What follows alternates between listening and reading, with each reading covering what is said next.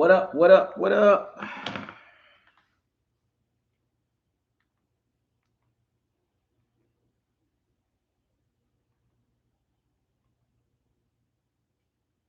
That Tennessee runs, and for me, what up? What up? What up? when they were in that mode, stretching down the field, that long stride, and he led Tech and kept.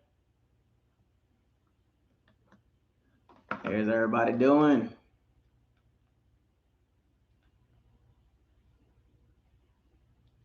Why's my soundbar not working?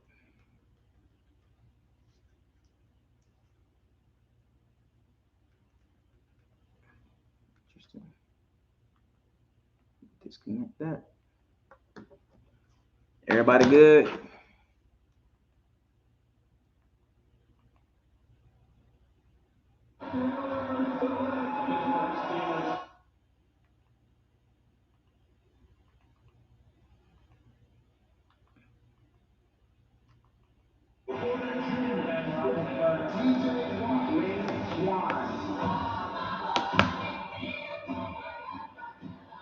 What I missed? It look like the Bucs.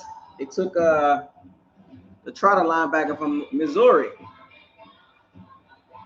They took the linebacker from Missouri. What y'all think about that second round pick? Y'all cool with that?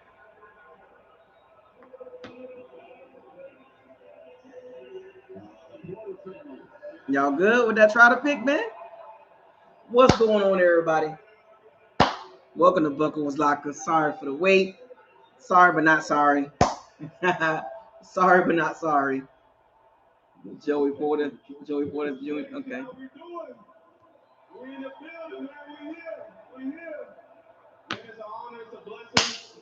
Sorry, but not sorry. Veneers. Everybody got the veneers. But yeah, what's the grade for round 2? Shouts out to all the Power C bandits. Thank y'all for joining. They took the quarterback, Drew Allard, in the 3rd round.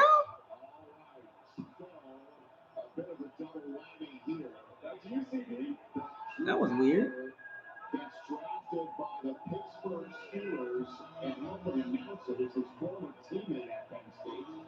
Joey Porter Jr. And it's our time here in Pittsburgh. Shouts out to all the Power C bandits.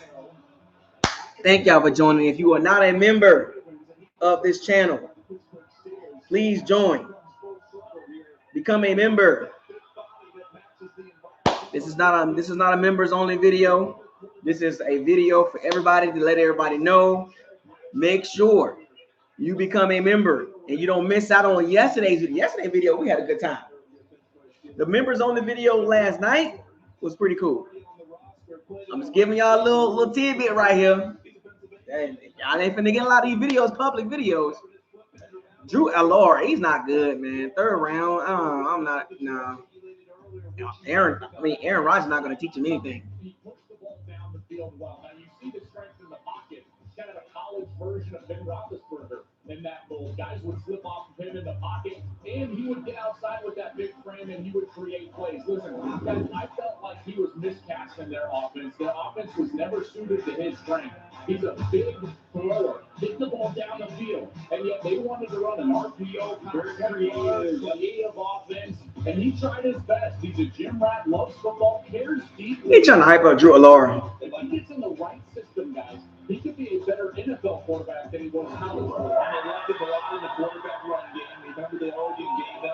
Was there better players on the board? Well,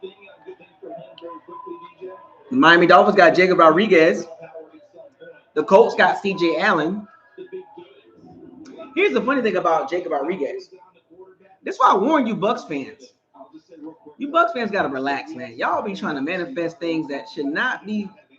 You put so much energy into Jacob Rodriguez, and that's why I did not give it any energy. I told I was not going to give it any energy. This is a nice homecoming for Drew Allen, but he did grow up a Browns fan, so he's going to figure that out. Speaking of Steelers quarterbacks, Aaron Rodgers still has not committed to the Steelers to return and play for them this I told y'all not to put no energy into Jacob Rodriguez. I told y'all. They do not know for sure. My understanding is the team is also open to getting Mason Rudolph at some point this offseason. So right now, If the Bucs really wanted him, they should have traded up and got him.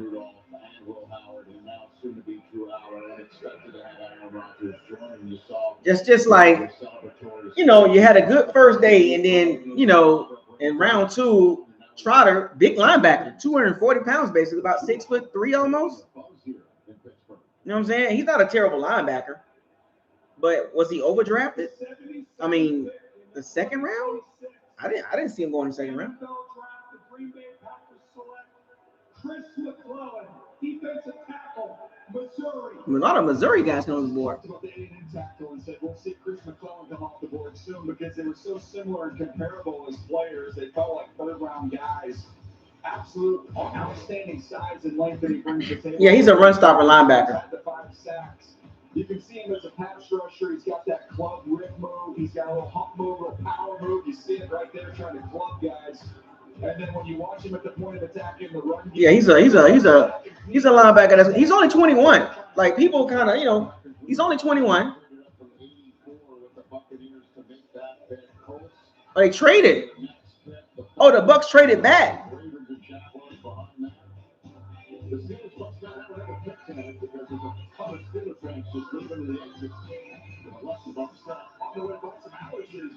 So the Bucs traded back.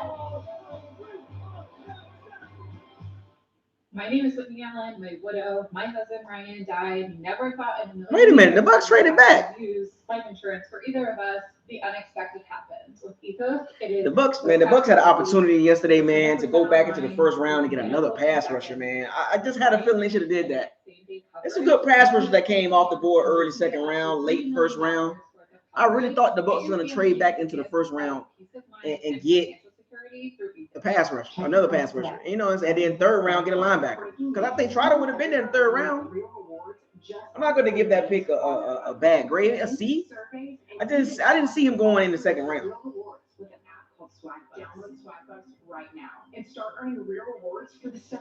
The Bucs had a great opportunity to really do some damage in this draft with front seven guys. Like Trotter, like his ceiling is probably gonna be a solid linebacker. I mean, based on the tape. Like I didn't even have Trotter on my radar. I mean, not a bad player, but I just didn't have him on my radar. Meet new people, explore a whole new world with friends, and have fun living the life you've always dreamed of. Indeed. Dress, play, connect. Football is a game. Yeah, I didn't see it coming. But in the fight against cancer. But the Bucs had a golden opportunity to double back on that front seven. It starts with showing up. Did y'all see what the Eagles did? One moment at a time. And when you add up, Shouts out to all my members, man. That's the difference. We got Rip in the building. Between winning and losing. You got Bucs Life 52. You got Edward Graham in the building. We got Rich Singh 4165. Big Buck. You know what I'm saying? We got some members in the chat too. Now this is a public video. Tyrone Scott, what's up, man? I'm just saying, man. Like, y'all see what the Eagles did? They can't keep getting away with this. Like even the Texans, they got Kalen McDonald. We got this old mattress. What's the trade details for the Bucs? We can't do that. Yeah, they got an extra fourth round pick. Bring in your AT&T or T-Mobile bill for a better deal. You're not as cool as Verizon. I should leave it. No, the Eagles, man, and the Texans, man, they can't keep getting away with this, man. American Express is the official payments partner of the NFL. Now, I'm just here for the Bucs pick, man. CJ Allen went to the Colts, man. He fell for a reason. I think because his knee. The Eagles got Jonathan Grenard. The Texans got Kalen McDonald. Like, you see they D-line?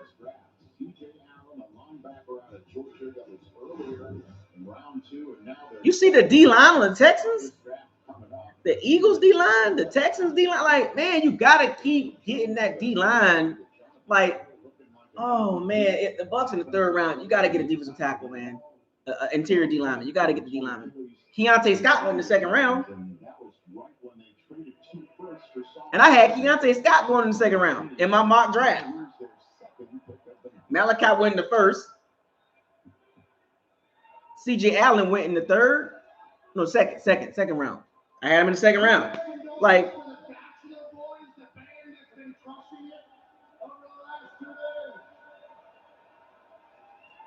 listen, there's a lot of negativity about the Indianapolis Colts. What you need to do to all that negativity. Pat McCabe, man. Al's 335. Isaiah, you are the truth when it comes to talking about what we're doing. What are we doing with the Bucs? PV for life. No. The future is the only thing that matters. The Colts are going to win the Super Bowl this year. You need to shut up. He's just a loudmouth. Way better than you bum-ass Chargers fans down here. He's the loudmouth. I like your team. I like the Colts more. I also like with the 78th pick in the 2026 NFL Draft live from Pittsburgh, Pennsylvania. The Indianapolis Colts select A.J. Halsey, DB out of LSU. See you in the Super Bowl, Bums. Cheers. He's a goofball. To fix the middle of their defense in the SEC. They've already done it with the linebacker and CJ Allen. Now they go with AJ Halsey. Man, you got to get that D-line straightened out, man. The Bucs could have drafted Keontae Scott. They didn't do it. It was a couple guys they could have drafted versus Trotter. That would have been more of an impact guy. And doing it in the SEC at a very high level. Here's that physical presence that he brings. Also some leadership he's going to bring to that defense. They've drafted two guys in another defense that are leaders. CJ Allen, more productive. Allen and now Halsey. Dapping everybody up at the combine, showing a little bit of that. Jake, the linebacker from Cincinnati was there. CJ Allen was there. They could have traded back in the first round, got Malachi Lawrence. Like, you know what I'm saying? Just they just like did a good job. Say with getting Ruben Bain was a no-brainer. It was an easy pick, but you got to get the guys. Look, I hope Trotter turns out being really good. The coverage is the question. Can you cover? They go to the SEC to get a CJ and an AJ. Now here's the Atlanta Falcons after drafting. There are no more Terrell siblings, correct? Hey, I hear y'all out there. Hey, what's up, baby? We still here. Man. All right, we're going to keep this thing rolling. With the 79th pick in the 2026 NFL Draft, the Atlanta Falcons select, I guess we're going to keep it red and black. Zachariah Branch. Oh. Wide receiver from Georgia. Rise up, baby. Provided he's still at school, I mean, their draft picks, they're just a tank of gas. They can bring them all in. That's a good pick for the Falcons. He can actually move. But went from USC, transferred to Georgia, and you talk about just keep the ball in their hands and let them go. He's got legit track speed coming out of high school, and it is quick hitters galore. We talk about average depth of target, it's about 0. I mean, they just spit the ball out, show him CD, and let him go. That reminds me of Khalil Shakir and what he's doing in Buffalo right now. He's going to catch it short, and then he's going to make people miss. He's going to be one of the leaders in yards after catching the NFL. Branch has that same type of ability. Joel, you saw about the USC before the transfer to Georgia. 5-star guy, and he came in right away. I can remember one of his very first. He's small, though. 5-star player going in the third round. That's what I'm saying, man. All these stars in high school, oh, I'm a 5-star guy in high school. That don't mean nothing in the NFL. That don't mean nothing in the NFL. I'm a 5-star high school football player. That don't mean nothing. They got some weapons, man. Atlanta got some weapons, man. On the screen there, but Tua's got a real shot to start if Texas is healthy and might beat him out in whatever competition if that happens. Drake London, Kyle Pitts. My word. They're not short on speed. They're not. They got some weapons in Atlanta.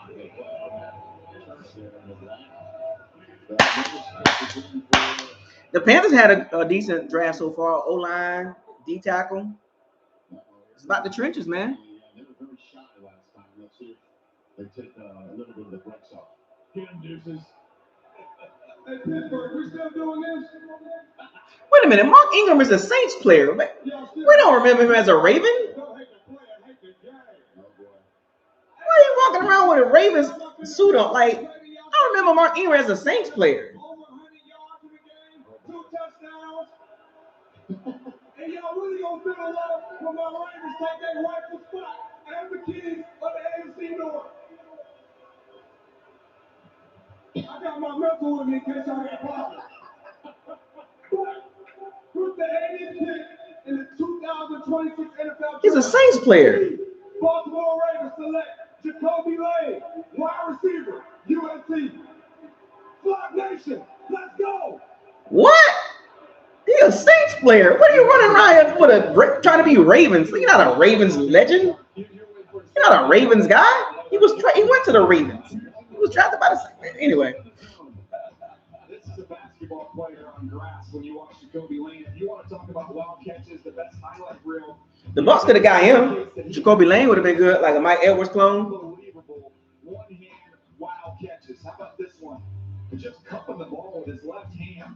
And it was all throughout his career at USC. You just keep watching it. You saw incredible plays where he'll go up, climb the ladder, he takes big shots, and can finish. Here's another one down here in the red zone. Watch him contort, adjust. One hand, that's all you need. How's that catch? Think about it, losing Isaiah Likely. I know it's a different position, but he was that former basketball player type asset down in the red zone. Here he is on the box jump. Not too shabby there. See a car in the background. He could have kicked over that thing as well. Did we get how high that? Here we go. Somebody do the math. But he's slow, though. He's not really fast. It's a lot of math. It's significant. It was high. Jacoby Lane nice, though. He's nice. The Bucs could have got him. I think the Bucs would have probably looked at him. Man, the Ravens got Zion Young. Watch that player, man. The Ravens had a good draft. Yeah, the Falcons with Terrell and with Zachariah Branch. Like some teams has had some good draft. I mean, some teams have done good, man. Don't get me wrong. Like I'm not a hater.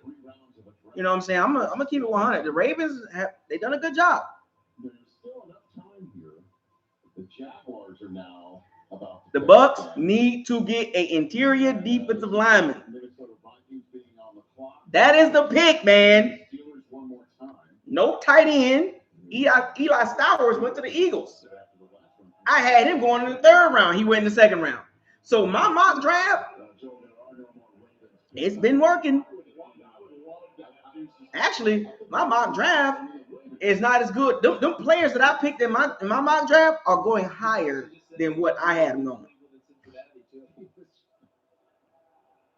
The Bucs coming up in a little bit, folks. The 81st pick in the 2026 NFL Draft, the Jacksonville Jaguars select Albert Regis, defensive tackle, Texas A&M. Oh, the Cardinals took Carson Beck. A little bit earlier, saw his teammate go off the board. It's kind of like twins in this draft, right? There's two of everything at every school. Regis he's got real quick feet. He's the undersized defensive tackle at A&M. He's one who plays with that leverage, gets underneath guys because of that shorter stature. You see how thick he is in the lower half. He's able to use that for power, and then he can shoot some gaps as well with that quickness. Not the biggest guy at that position. He's just under 6'2", 295. He's got a little bit shorter arms, but someone who you see him, he flashes when you watch the tape. By the way, even with the short arms and the short stature, 10 PBUs at the line of scrimmage. He would constantly get his hands up, get his hands on the football. I think their scouts were in college this year. That's 2 picks, 2 Texas A&M players, and they have 2 more picks. The rest. How do I like the pick? Not a bad pick. You know what I'm saying? Like, not a bad pick. Not a bad pick. It just, I think there were better players available when they picked them, in my opinion. Like, I think C.J. Allen would have been a good pick. Anthony Hill Jr., you know what I'm saying? A couple other guys that, Keontae Scott was probably available. You know what I'm saying? Like, I think they could have got Trotter in the third round. 4th round. But I will say this though. I see what Jason like doing. He's been listening. He needed some guys with attitude.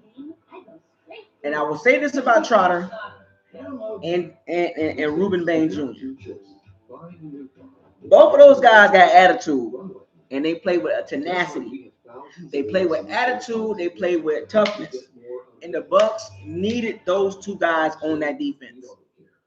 Like football, cancer is a game of inches. Small gains, daily work. And when you add up all those inches, they needed guys with attitude. And I'm expecting this 84th pick to be a guy with attitude. They need attitude adjustment guys. Like guys with no nonsense. Ruben Bain Jr. is an alpha. He is the meanest guy on the roster. The day he stepped in on that facility, Ruben Bain Jr. is the meanest Bucs player we got. How about you beat it with a better deal on one of these fresh sets? We can't do that. Don't sleep on Trotter now. He got attitude. He gonna bring the hammer. Because the Bucs ain't got nobody on that team outside of Tyke Smith that can bring the hammer. And Tyke Smith is a little dude. With Trotter and Ruben Bain, they automatically make your defense tough. Now, Trotter played in the SEC. So he's played well. Remember, we always talk about get the SEC guys. Well, he got Trotter. SEC linebacker. Big, about 6'2" and some change. It's 100% online. You can get a quote and Drop the hammer. Apply in minutes and get same-day coverage, no medical exams, and you can get up to $3 million worth of coverage. Get your family the gift of peace of mind and financial security through Ethos. I'm telling you, man, Ruben Bain Jr. is immediately the number 1 guy on that defense when it comes to attitude. He is the alpha dog of that defense. The defense should follow suit. Follow suit. Follow Ruben Bain Jr.'s attitude. You see, this dude, he really like that.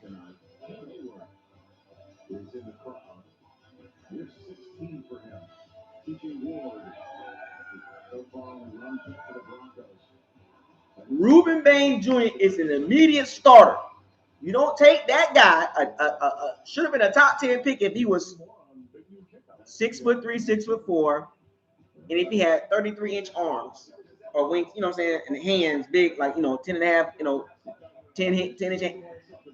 Top 10. His production, the tape is top 10, top 5. Some people thought he's the best pass rusher in the draft, better than David Bailey. He's stronger than David Bailey. But we got him at 15. You don't take Ruben Bain Jr. at 15 and say, oh, you're going to play behind Anthony Nelson. In the 2026 NFL Draft, the Minnesota Vikings select Dominique Orange, nose tackle, Iowa State. I think I almost drafted him in mock draft. I almost took him in the mock draft. Orange is the new purple. There you go. We go down now. I like it. We'll workshop it. He was dominant in the Iowa game, the rivalry game. Very powerful guy. Plays that one-tech nose and a nose technique. He's going to be right over the center, and he can kind of control the line of scrimmage. And he'll flash some of that lateral range, not just pressing guys back, but you'll see him get lateral and make some tackles. So, interesting player. Pass rush, look, there's no sacks. There's not a lot of production to go off of there. You're drafting him to stop the run. Well, he also didn't ask him to do that, right? Like that structure of defense, it was a 3-3-5 defense. This is why his teammate blanking. Boy, the Vikings went D tackle, linebacker, D tackle. Hold everybody up and let those linebackers and DBs run. That's part of the reason Duke Citrus today. Y'all listen to Ruben Bain talk? He don't like nobody. He don't care about none of that. And we ain't got nobody on that team that act like that. I think Trotter's a dog too, even though he might have a low ceiling, but I think he's a dog too. SEC linebacker. Oh, Keontae Scott available. Keontae Scott is available. Chris Bell available.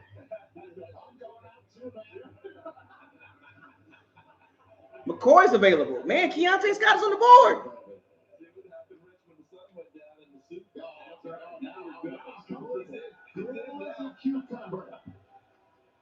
Keontae Scott is on the board. With the 83rd And Jake Delhomme? in the 2026 NFL Draft.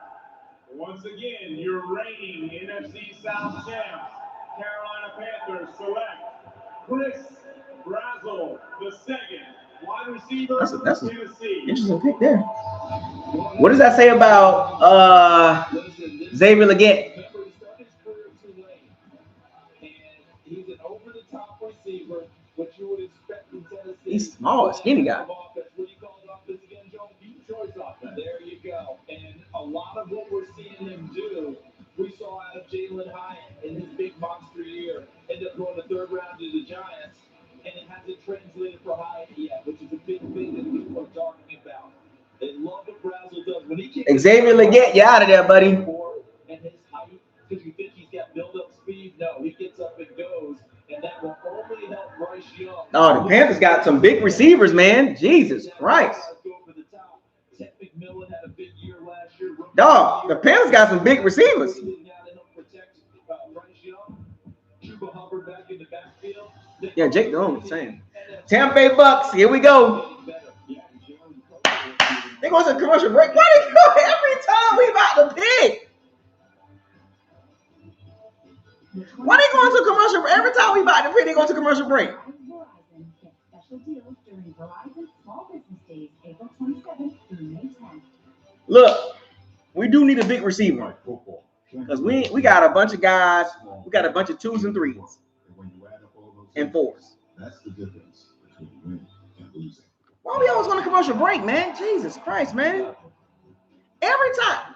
The second round, I think was the second round. Did they go to commercial break in the second round pick too? Because in the first round they went commercial break. Did they go commercial break second round pick too? Keontae Scott right there. Keontae Scott.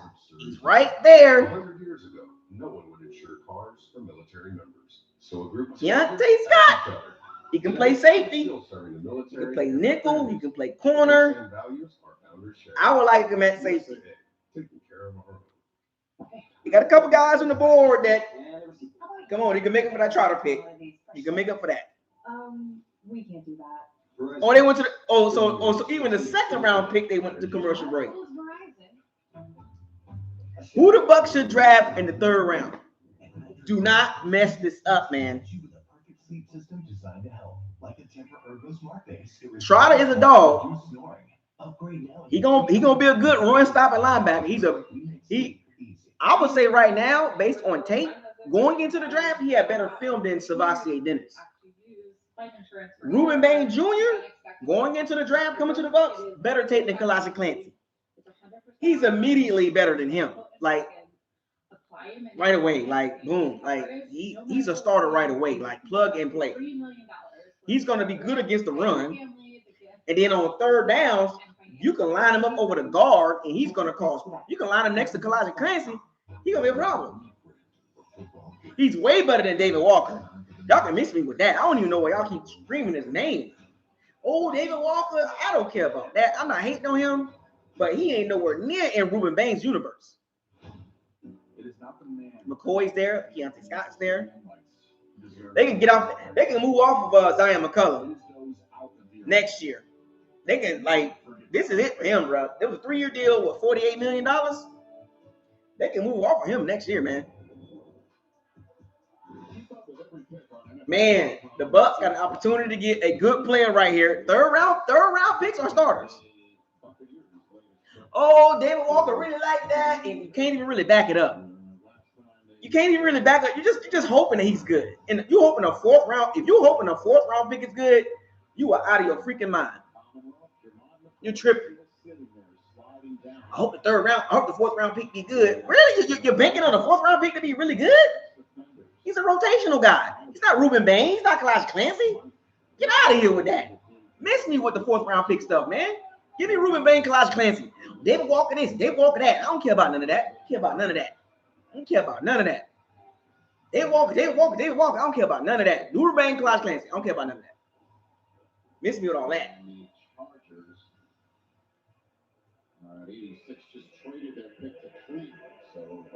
Oh, David Walker. I don't care about none of that. Miss me with the David Walker stuff. I don't care about none of that. First 3 rounds are starters. 4th round pick are depth pieces. Depth. You might get lucky and your 4th round is decent. But do not give me that 4th round stuff, man. You get lucky if a 4th round pick is a starter. Oh. Gene. Decker. Oh, Gene. Touchdown, Tampa Bay. All right, come on. Do not mess this up. McCoy, Scott is there. Don't nobody care about Tampa. Let's be real. And to all Buccaneer fans worldwide, speaking of touchdown, Tampa Bay! Touchdown, Tampa Bay! In the 2026 NFL Draft, the Tampa Bay Buccaneers select Ted Hurst, wide receiver, Georgia State. The Bucs. Well, you got some big shoes to fill with Mike Evans gone, but Ted Hurst brings similar size and the ability to work vertical down the field. You see the speed right there. Ran 4.42 CD, and someone who, when you're at a school at that level, right, in that conference, the Sun Belt Conference, it was curious to see what it would look like once he got to the Senior Bowl, and these flashes what he saw on tape. Man, it carried over with a fantastic week of practice. Here you can see him right here rocking that number 7, just tracking the ball down the field, adjusting with a one-handed block. He was impressive. I think where I was most impressed by him was at his size, the footwork at the line of scrimmage, the releases, getting out, getting downfield, and then once he's able to do that, look out. So here come the Steelers and then the Browns, who just took the picks they got from the Giants. Did the Giants trade all the way back in? He just flipped them to the Chargers for them to move back in as part of the compensation. There's a couple more picks, including one next year, that's involved in this trade. But anyway, the Steelers are back on the clock. One more time tonight. 15 receivers now. 15. 2 more is tied the record for most of the first 3 rounds of the draft. This is not going to be different from here on out. Every year we're seeing these wideouts come in waves and waves and waves. The college game just keeps producing them. And there's 5 more of your top 100, and we haven't reached the top 100 of this draft yet. Yeah, there's a lot more coming. Here we go, Steelers. Here we go.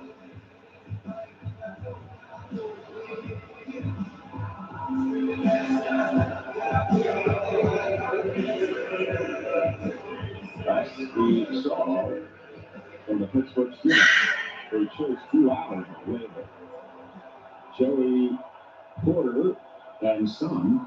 Now here comes Cam Hayward. Pittsburgh, I got to hear you with this pick.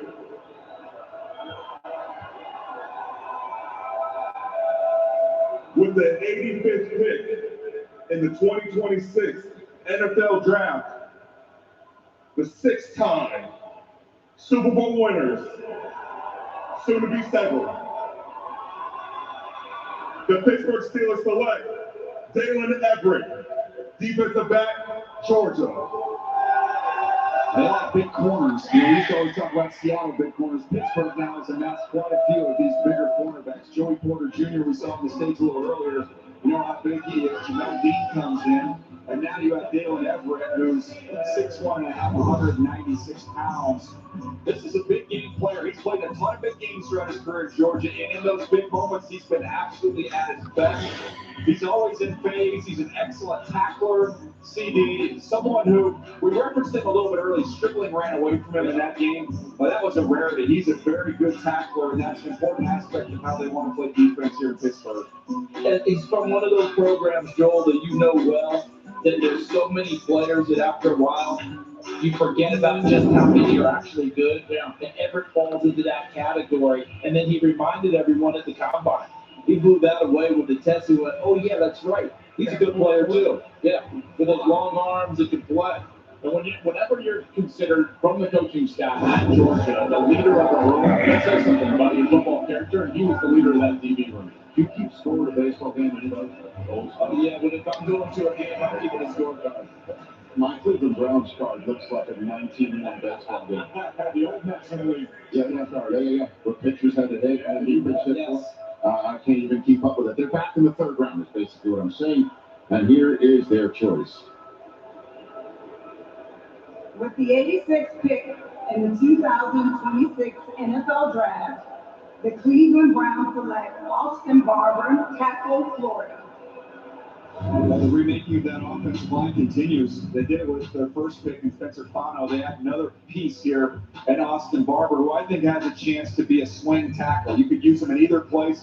Charles, you're talking about maybe even kicking him inside. I like him out there on the perimeter, but it gives him options. Well, you have to rebuild the entire group. You like guys that have a little bit of that versatility and flexibility. And it just wasn't that long ago when we talked about this Cleveland Browns offensive line as one of the best ones in football, where you lined up and they just smacked you around, and you're talking about trying to deal with them, where they would break you and Nick Chubb would run behind it. They have to do exactly what you said, DJ. Retool it, put it all together, and then keep DeJuan Jones healthy, and he can stay on the field.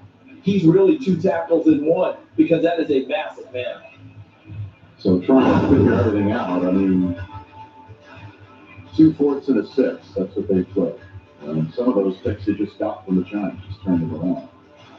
And so our Dodgers have been amassing some picks here. They've come into this draft with very many, but at some point going to have to turn them into defense.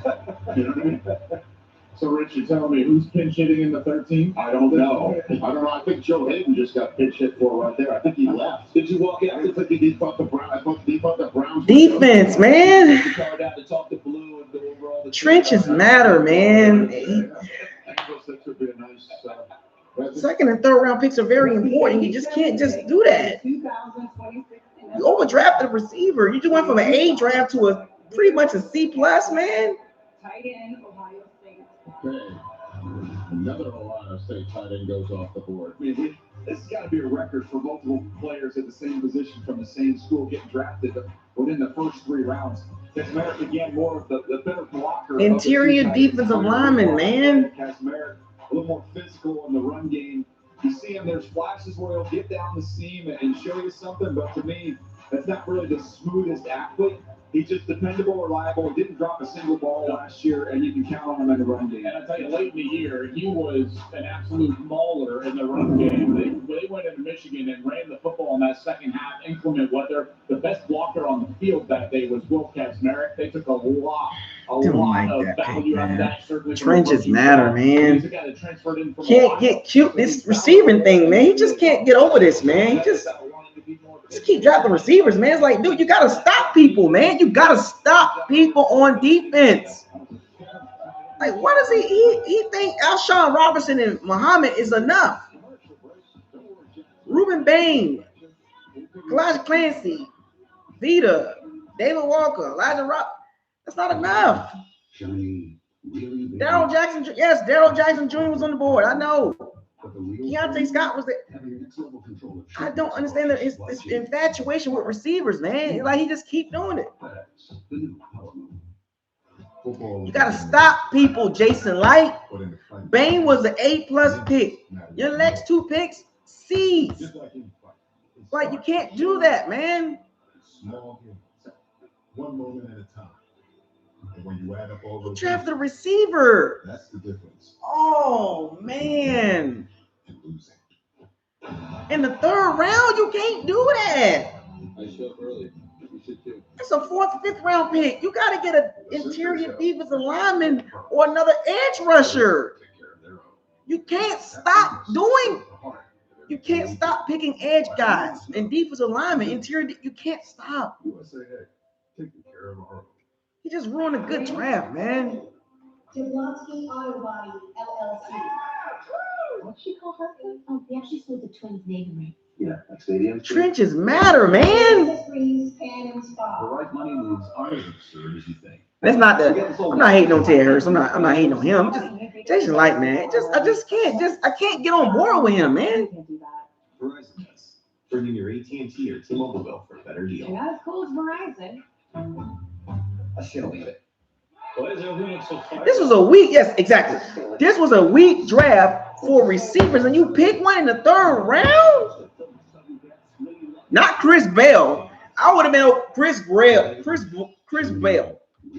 Give me him. Classic corporate power move. But the real power move, having Dang, right. across your supply chain. Mark, you mind? FedEx, the new power move. Jason like top 5 GM. He's not consistent enough to be in the top 15. He dropped a receiver in the 3rd round. Showing up. Small games. Is this for the Chris Godwin situation? Because I think we can all agree Chris Godwin will not be here next year. Too much money. This has got to be. This is the Emeka Buka situation. You know what I'm saying? We need to get a young receiver. This is the Emeka Buka situation in the 3rd round. Like you didn't need to draft a receiver in the 1st round. You need a defensive lineman. I want to receive in the 1st round. Okay, cool. Here we go again. You lose Mike Evans. You don't have a big receiver. Okay, 6'3", 4'4", 4'2", 4'3". I get it. But in the 3rd round?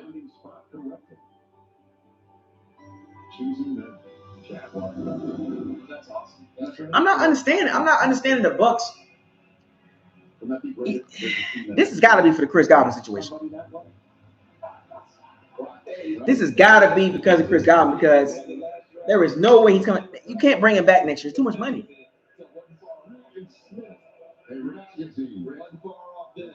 Was that a sippy cup or a picky cup? And Look at you. Oh, well done. Next level. Well done. With the 88th pick in the 2026 NFL Draft, Jacksonville Jaguars select Emmanuel Pregnon, guard from Oregon. you could have took the guard. You could have took the guard from Oregon and put him at left guard. I think about Jacksonville. You could have took the interior guard in the 3rd round. I'd have been cool with that because it's the trenches. Because of what you see right here, he can really move guys. He's powerful. More of a one-track player when you get out there in space. The ability to adjust, not going to be his strong suit. But when guys get lined up over him, he can displace them. He can move them, CB. No doubt about it. You remember when they acquired Brandon Sheriff from Washington, where he finished up things.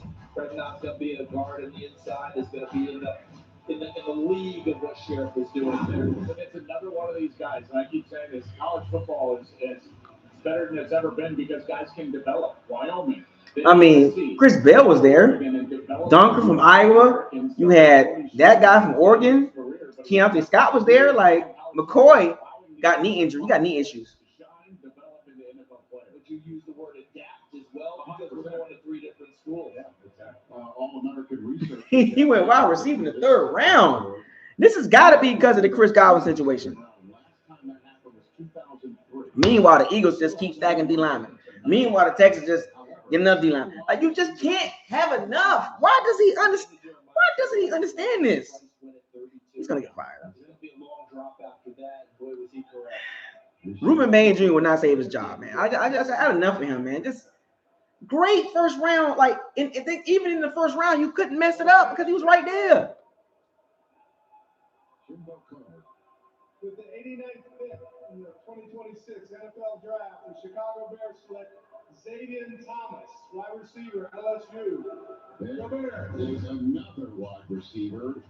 That is the 16th taken. This is about speed. This is just pure speed. You're at 4.28 if you're into that. Big time juice down the field. There's not a ton of production, but there were some practice clips of his that were making the rounds, and they've had all those counter corners there at LSU, and you can see him really separating with that 4.28 speed. He's not a natural catcher as you see him kind of corral that ball with his body. There's still work to be done there. I don't think he's real smooth in that regard, but man, if he does corral the football and gets going, you're not going to catch him. And it's the type of pick that when you look at who took him, and Ben Johnson, there's specific things that he has in mind that he can do with that play. So a lot of times when they're putting those things down, right, Joel, when you have that play chart that you see a coach has, they will have stars and different things for different things. It's not just calling a play; it's a people play because you want a specific guy to get it. This is not a knock. I mean, specifically because Ben Johnson has. God dang, I don't like that pick, man. Not a 3rd round pick. Can't do that. We got 68 people in the locker room. Make sure you like the video, and all 68. If you're not a member of BucosLocker, join, become a member. I will highly appreciate that. We are trying to get 100 members before the season starts. That is the goal.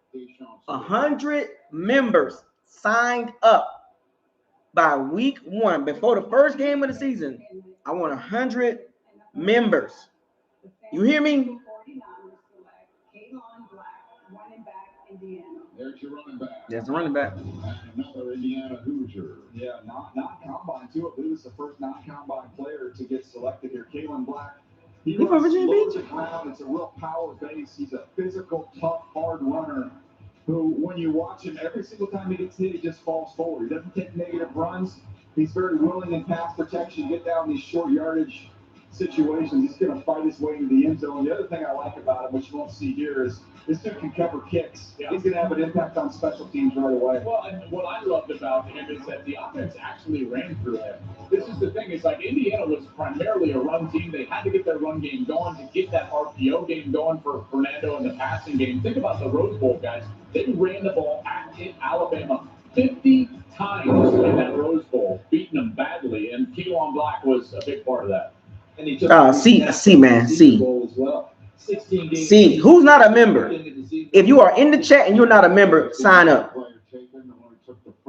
If you are in the chat, you are not a member, you're gonna miss out on a lot of live videos. I'm gonna do a live recap video when the draft is over with. I'm gonna give my grade, my post-draft grade. Right now, a C plus. I'm doing this public video to let everybody know if you're not a member. I could have did a members only. I could have did that, but I wanted to make sure my people that's not a member understand how this is going to work. I'm telling y'all, when the season starts, schedule release, that will be a members only video.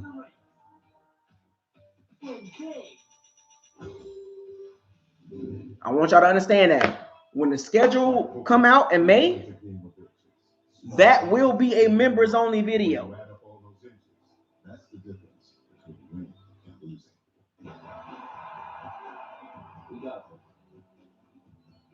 Anthony Hill Jr., CJ, like, it just, why does he keep doing this to us, man? Like, does he understand that you got to keep drafting the front seven? You have to. Your front seven is still not good enough. I'm telling y'all, he really thinks that, I want y'all to listen to this. He really believes the front seven guys he got right now is enough. The only thing he did, he signed, let me tell you what he did.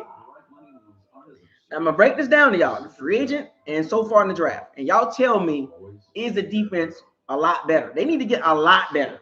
Not just a little bit, a lot better. And particularly rushing the quarterback. Pass defense not good enough because of the rush not getting to the quarterback. So in the offseason, they signed Muhammad. Well, he had 11 and a half, 12 sacks with Detroit, but he had Aiden Hutchinson on the other side. We don't got Aiden Hutchinson, right? Ashawn Robinson. Big defensive tackle. Not going to get you no sacks, run stuffer. Alex Anzalone. 31-year-old linebacker on the downhill of his career. Injury prone. Solid guy, but we ain't getting his best years. Christian Rosebloom, a high energy, high tackle guy, but he don't grade well. He don't grade out well. He misses a lot of tackles. He's not fast. He can't cover well. Never forget to honor character. Then turns around and draft Harold Bain Jr. That was a give me no-brainer pick. You couldn't mess that up. If he would have passed on Harold Bain Jr., that would have made him look stupid. So you couldn't pass him up. It was like it fell right in his lap. He drafted Trotter in the second round, linebacker. That's a good run stuff in linebacker, but coverage-wise, I'm not sure about that. And then also in the third round, didn't take a defensive player, took a receiver in the third round. So you tell me with that group of people on defense in free agent and draft class so far, and what we had last year or going into this year that's on the team already, you tell me, are we a better defense now? It's interesting. I don't know if you people know what's going on behind the scenes back here, but I want to give you a little insight. Every team in the league has a big board, and there's constant communication within those teams. and they're going back and forth trying to make deals. You mean to tell me Ted Hurst was that high on their board? There's constant communication. And that communication all goes back right behind that little door back there. And they have a staff of about 10 people in there that are just killing it tonight. So I would like to just give every that if you guys could give them a big hand, that'd be awesome. Ted Hurst is nowhere near Mike Evans' talent. In the third round? With the 91st pick of the 2026 NFL draft, the Las Vegas Raiders select Trey Zoom III, guard Texas A&M. Go Raiders! They listed him as a guard. He's played tackle. He's played a little center. I thought that's where he would be. But when you think Tyler Linderbaum, what they do, he's not playing center. It reminds me of Max Unger when you think about those taller centers. And I talked about positional flex, and that's where it comes in handy right here. You're going to see him, CD. Someone who's a really good athlete. I like this better inside than a tackle, and that's where he's going to find his home here at guard. What could be interesting because they're just trying to draft good football players now and make this roster so much better. And I give John Spintek a lot of credit for that. Obviously, Tom Brady definitely involved. But I just wonder if there's some Braden Smith in him as well. Compete and had to look at him at right tackle in addition to working. I'm going to tell you right now, you know Jason Light. I'm going to draft a defensive lineman in the 4th, 5th round, 6th round. I'll make him he's going to be the guy, David Walker type. Just get the guys, man. He keep wanting to do these little late round defensive lineman picks, man. Like, god damn, man. Like, I know I'm complaining right now, but god damn, bro. Like, first 3 rounds, you gotta draft starters, man. Ted Hurst is not going to help you win games next year or this year. You got Emeka Ibuka, J Mack, Ted Johnson, and Chris Godwin. Cam Johnson, like, you got 5 guys in front of him already, so he's all of a sudden going to be a top 4 receiver on your team. You took a receiver that is not going to get a lot of snaps in the 3rd round.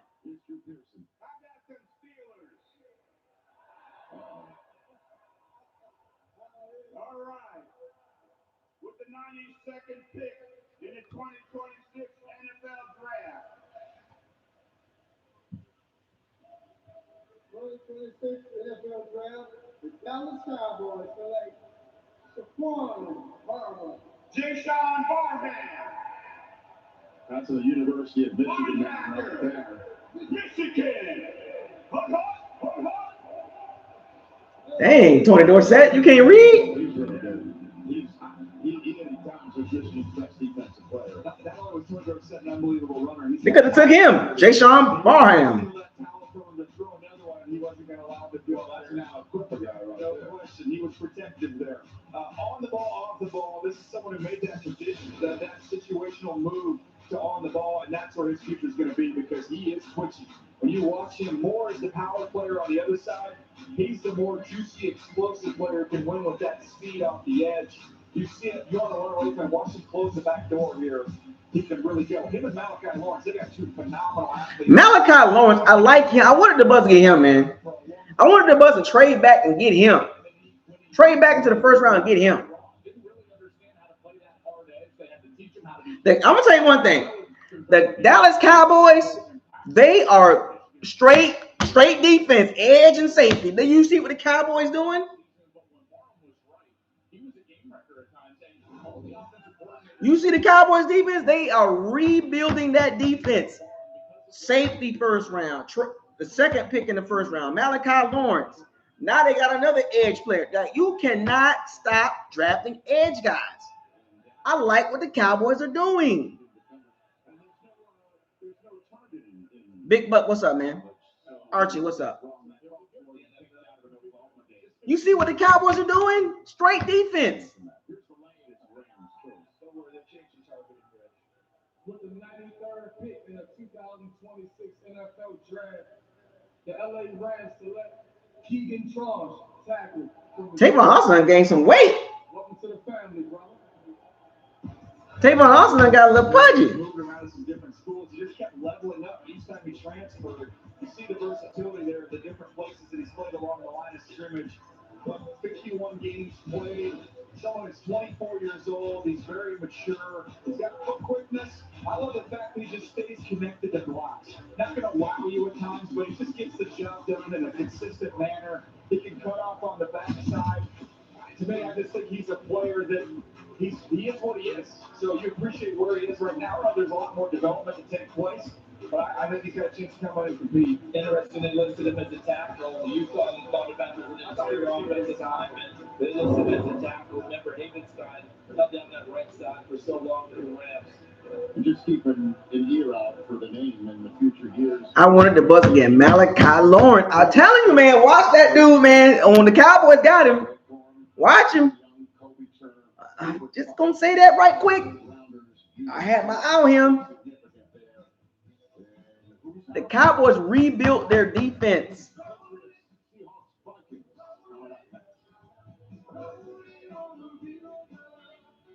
God, man.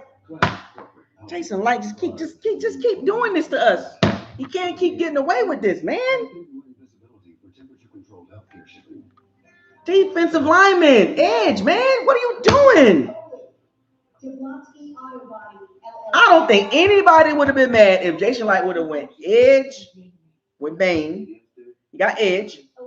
If he would have went edge in the second round and edge in the third round. If he would have went 3 straight edge players or 2 edges and 1 defensive interior lineman, I don't think nobody would have been upset.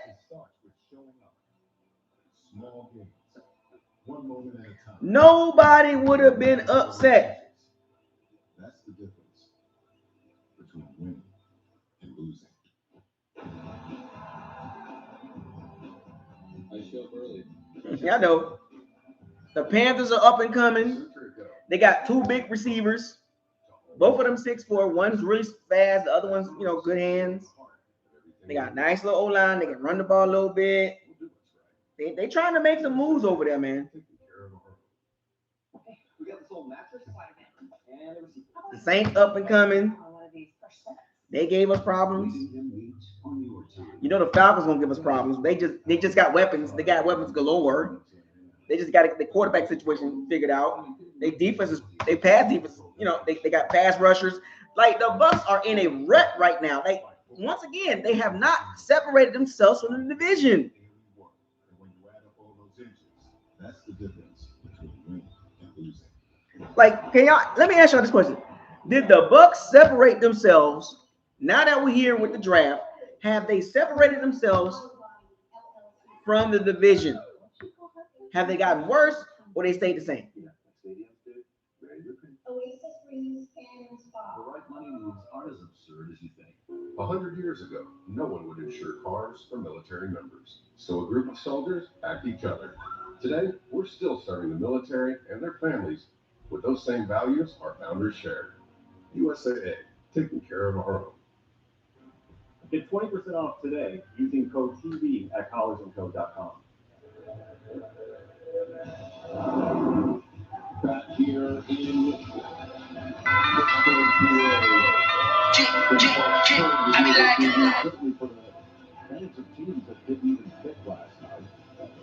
Oh, it's a Tony Stark. And then he receiver from Georgia State. Like, God, Georgia State, man. Like, come on, fam. Is that Jameis? Hey, Jameis Winston gonna get the blame for this. That's blame Jameis Winston. Gotta blame somebody. It's his fault. Too many interceptions. Too many interceptions. Even though top 5 scoring, too many interceptions. It's Jameis Winston's fault. Dolphins got Chris Bell. Yeah, good for him. He tore his ACL late in the year. If not, I think he had a chance to be a first-round pick. And you'll see it in the highlights here. He is very strong. He is put together, and when he gets the ball in his hands, Charles, you can see he is fast for a guy who's carrying around 220-plus pounds. I'll be cool, Chris Bell. He can go. So Chris Bell would have been the guy. And you get to see that speed, physicality combination he possesses. Let's bring Ian Rappaport in. Ian? Rich, my understanding is Dr. Dan Cooper performed the surgery on his torn ACL and informed teams earlier this week that he is ahead of schedule with running 18+ miles per hour and has a very good chance to be ready for the season. That is good. Chris Bell should have been a pick. For the fifth time in the history of the NFL draft in the common era, right? Yeah, let's blame Jameis Winston. Gotta blame somebody. Winston is low hanging fruit. He's easy to blame. Let's blame Jameis Winston. It's his fault why we in this position. We're gonna skip Baker Mayfield. We're gonna skip Todd Bowles. We're gonna go all the way back to Jameis Winston. His fault. It's Jameis Winston's fault why we in this position. A lot of receivers going off the board though in the third round.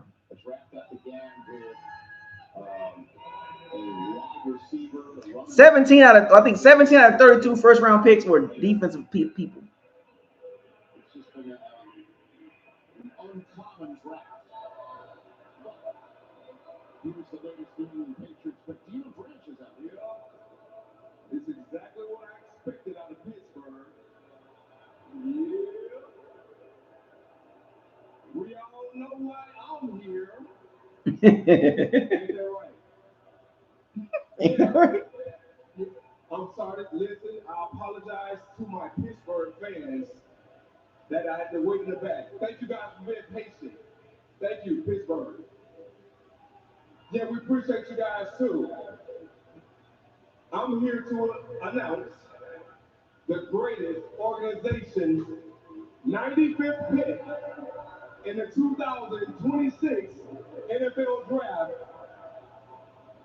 The greatest organization select Eli Raradon, tight end, Notre Dame. So, Night Dream 3R3. You say this draft is an A+ based on what? Ruben Bain? You said the draft is an A+? Who does look like he could put on some more weight on that frame. He could get up 255 pounds. So I think there's more upside there. Did have 3 drops this last year. More of a concentration issue. I don't think he has bad hands, but you have that big, long frame to target down the field. That is the 9th tight end taken in this first 3 rounds. That ties the record in that field. Georgia State went 1-11.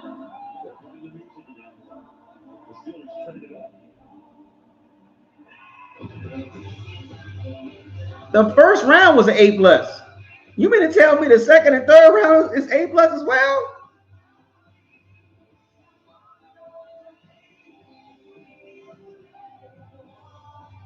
I mean, he's Mike Evans' replacement.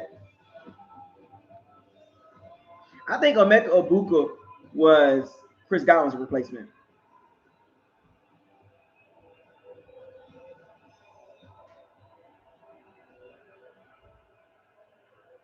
The Bucs don't have nobody like James Hurst, though. I mean, Ted Hurst.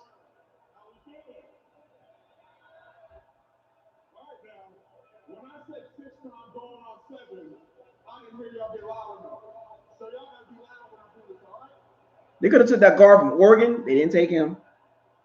Iowa guard. They didn't take him.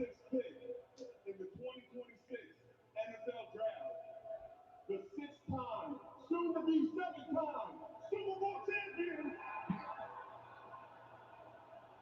Select Jennings Dunker, guard. Iowa.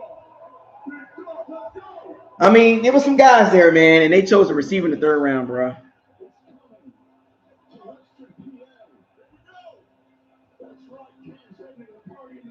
You wish. You say this draft is an A+? Please explain that, man. Old lineman from Big Ten, defensive lineman from SEC. He is a mauler with a mullet. That's the best way I could describe him. He's got long arms. He can latch and drive you in the run game. Remember now, Isaac Seumalo is gone. He's no longer in Pittsburgh. I think he's got a chance to start right away, slide right into that spot. You want to talk about run game movement? He can generate it. Again, he's going to be someone who's going to just get after people in the run game. Projected him inside the guard. I know he has that tackle experience, but here he is finishing, guys.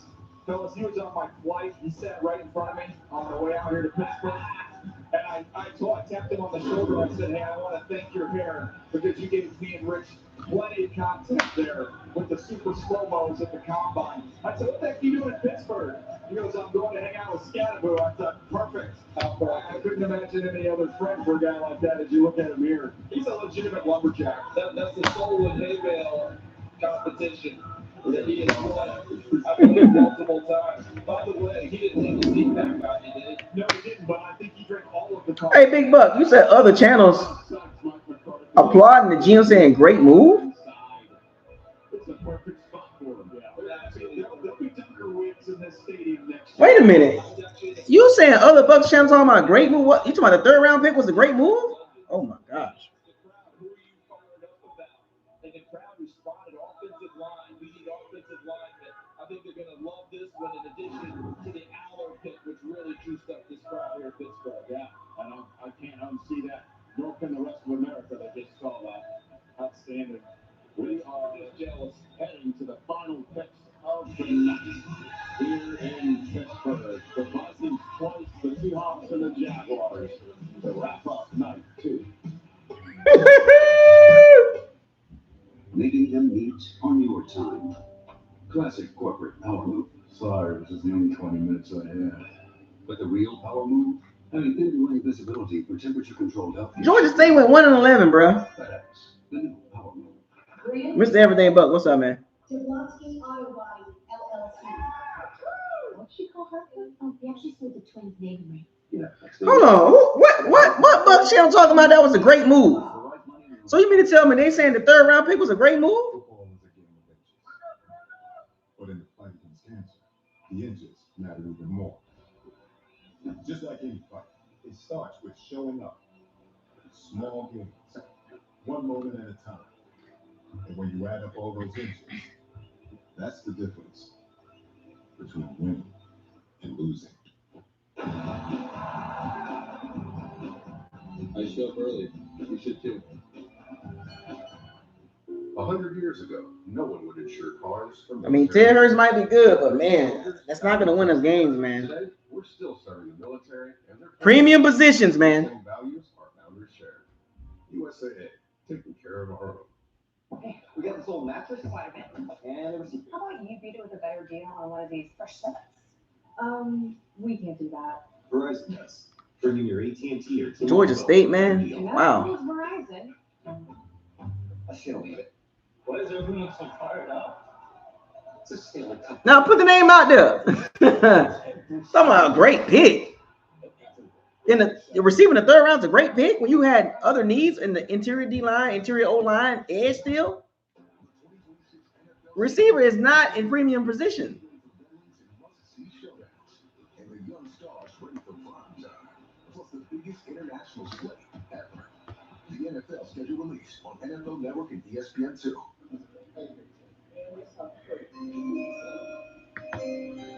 Ooh.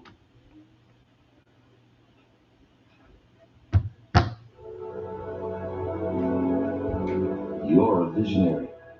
You inspire us to chase a higher standard because the greatest measure of an automobile is how it makes you feel. They didn't even trade up for Jacob Rodriguez. They was right there, like a couple picks away. They could have traded up for Jacob Rodriguez. Nope. We'll take Ted Hurst. Shipments across your supply chain. Mark, do you mind? FedEx, the new power move. On the clock, or about to be announced, is a compensatory pick given to Minnesota as they lost a particular free agent. His name is Sam Donald. Whatever happened to that guy? I don't know. Can we get research on that? What did Sam do after leaving Minnesota? 2 picks in a row from the Vikings. With the 97th pick in the 2026 NFL Draft, the Minnesota Vikings select Caleb Tierney, tackle, Northwestern. Yeah, he was the next tackle on my list, so I thought this about the range he would come off the board. He's real patient in pass protection. I think you like what you see from him there with his footwork. The anchor is just a little bit late. He'll get moved a little bit before settling down. But someone who I think has the opportunity to be a starting tackle. He's almost 6'8", 323 pounds. Doesn't have the longest arms. Plays a little bit high, but he's got quick feet. He's patient in pass protection, and he can slide and mirror all day long. Started 38 games at Northwestern, and they told me he's part of that 5 a.m. club. You know, that's a bad now, this 5 a.m. club. He was an individual It's not a bad. And no, I'm not saying it's a terrible pick, but in the third round, man, like golly, like that's nah, man. A lot of receivers went in the third round, though. I would say that a lot of receivers went in the third round. Don't get drafted in Tennessee with Cam Ward then. 5 a.m. club. All right. Good to know. Here comes another Vikings pick. With the 98th pick in the 2026 NFL Draft, the Minnesota Vikings select Jacoby Thomas, defensive back, Miami. Yeah, Jacoby Thomas has got a lot of production. You see the 5 picks there. He's a real smooth, fluid mover. He's got good size, 211 pounds, and you'll see him. He's got the ability to see the future a little bit from the middle of the field to try and make plays. Here he shows you some of the pop he has as a hitter, and then here's those ball skills. Did not catch the ball well at the combine, CD, which shocked us because you see all these ball skills when you're watching him on tape, but he does play. He plays aggressive. He plays fast. You see as a blitzer, he just dump trucks the running back on the way to the quarterback. A lot of energy and a lot of ball production. Oh, Minnesota went straight defense. All 5 first in the first 3 rounds, defense. All 5. Wait, no. 4 out of the first 5 picks, defense of Minnesota.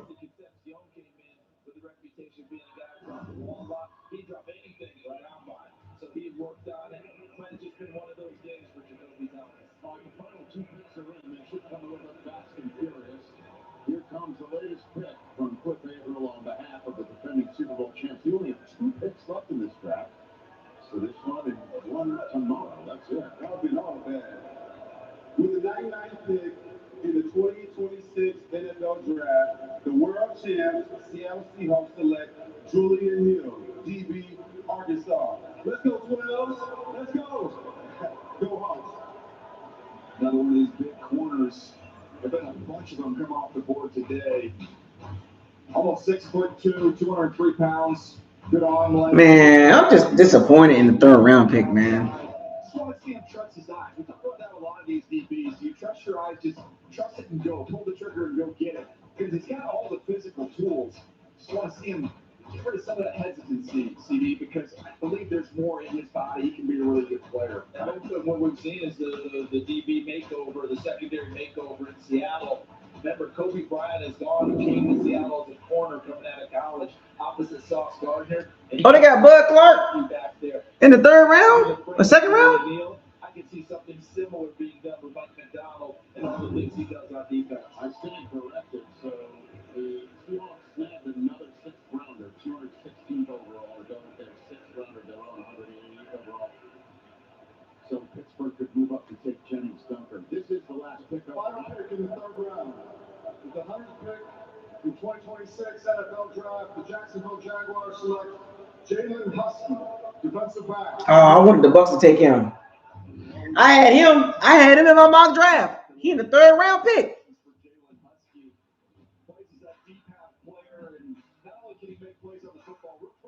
I had him going in my mock draft to the Bucs. And here he is showing off some of that ball production and range. The ball just seems to find this guy. Some of them you see like that one, it's just thrown to him, but it's a funny thing. When you look at these guys, Charles, and the ball finds them in college, it tends to find them in the NFL as well. Yeah, it certainly does. And look at him. He has a patience and a stick to it, right? Because he's a big Lego guy. And those things don't just come together for in no time. I had the Bucs picking him, man, in my mock draft. So the guys I had the Bucs picking in my mock draft have all been drafted before I picked them. Except for TJ Allen. I do this, folks. I think like a scout. I literally do. I literally think like a scout.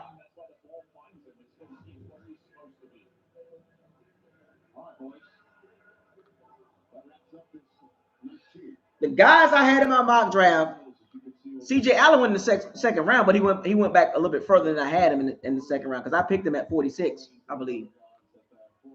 But Malachi Lawrence got picked in the first round earlier than I had him. I had him going in the second round to the Bucs. CJ Allen went in the second round. The safety that Jaguars just drafted, he went in the 3rd round. I had him picking in the I think 4th or 5th round. Yeah.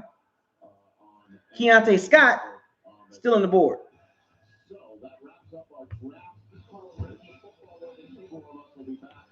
The reason why I had the Bucs picking Husky, 6'1" safety, man.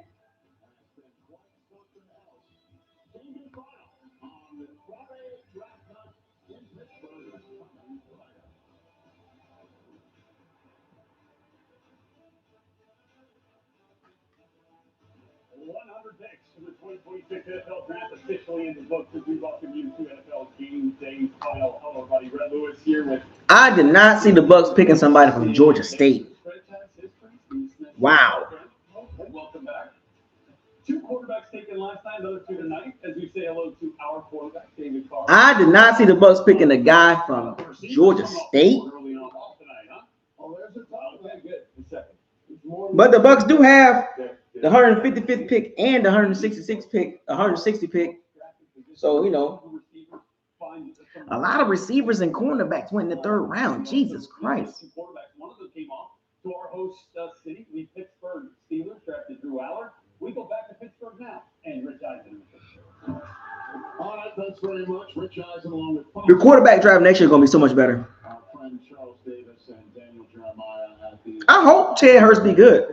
But once again, not 3rd round, man. If he turns out to be great, that's perfect for us. Jose Trotter, man, he's going to be solid. I don't think he's going to be like an elite guy, but I think he'll be solid.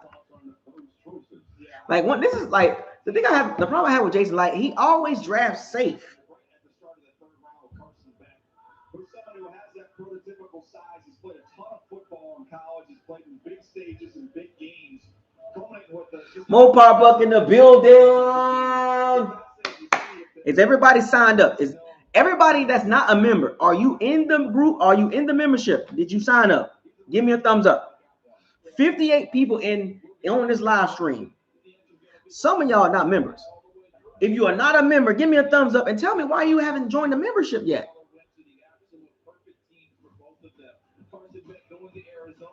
This gives him a chance to compete early with all the experience he's had in college. This is a different thing than when you have Ty Simpson coming in with just 15 starts. This guy's an experienced player. He's done a lot. Drew Aller coming off of an injury. Eventually, when he gets healthy, he competes with Will Howard for probably the backup this year and maybe for the starting job starting in 2027. Carson Beck, give me a break. I can't wait to watch it go. But for me, Joel, both of them put the teams where they should have gone. Well, and listen, for Carson Beck, you're going to a team, maybe they haven't had a lot of success, but they've got a lot of offensive weapons, and in particular with their first draft pick. If you are not a member, why are you not a member? You've got Marvin Harrison Jr. on the outside. You've got Trey McBride. Now you've got Jeremiah Love.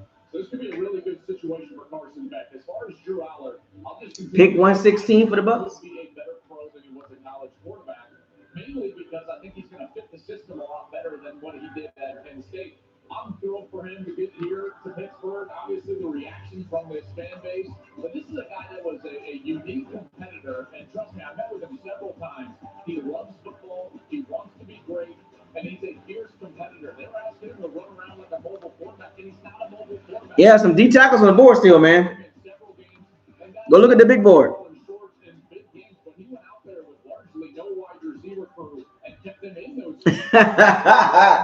Look, hey, Mopar Buck. These folks that hasn't joined, that's not members yet, they don't understand. I'm giving them a chance. Like I'm telling you, schedule release, training camp videos. When I come down to Tampa, multiple times this year, none of them videos will be public. They will be members only videos. I want 100 members before the season starts. Do you understand that? And also, I am going to do a tailgate this season. Members only.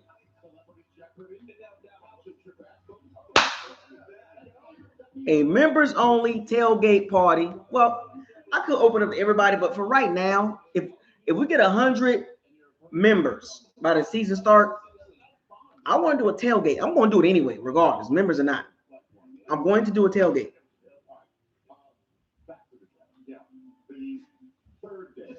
If you don't know how to join, you click on the main homepage. and there will be a join button in blue, or maybe red, but I think it'll be blue. You click on join and you choose your option. You can be a supporter or you can have the locker room access. But members only going to get the locker room access anyway. Remember we had the conversation about Peyton Wilson, the linebacker at NC State a couple years ago, and I was like, well, he's got this injury, and how long is he going to be able to play? Well, he's made a bunch of plays inside that stadium. He's won some football games for him. Jamar McCoy, it's been the discussion, right? How healthy is he? How long is he going to be able to play? I just know he's so much better than all the other players that are available at this point in time. I don't know about the longevity. I'm not a doctor, but I can tell you right now, it's time for him to get picked and take that risk and take that chance. The talent is worth it. Yeah, and the defensive guys will keep pouring off the board tomorrow. Defensive linemen, edge rushers. You know, you got a bunch of linebackers still sitting there. You mentioned McCoy. Kyle Lewis is the one that I'm still wondering why he's not off the board, because he's such a versatile piece. He can lose him all over defense. He said it. A bunch of defensive linemen and D tackles still on the board. We get later into it. Will we get a Jordan Mailata type of a pick? The tailgate will be in Tampa. The International Pathways program, who just wowed everyone with his physique, his speed, all that. Remember when Mailata stepped over everything and came to the set? I believe we were in Arlington, Texas for that one. And the 49ers rebuilt their defense. The Cowboys rebuilt it. The Bucs need to rebuild that defense with young talent. Trotter, Ruben Bain Jr., good start. Great start for Ruben Bain Jr. Hosea Trotter, solid player. SEC linebacker, 6'2", 240, 235, 237. The Ted Hurst pick, man, that really just throws me off, man. In the third round? Zane Durant, Penn State defensive lineman, he's there. Listen, I think the trend of wide receivers will continue because there's still a lot of wide receivers out here that you can take that could be productive. And just remember, we go through this, and at times at the end of the draft, and guys, I know I'm never out here on Sundays, but it can kind of just feel like, oh, yeah, these picks come through, and, you know, we'll hang out.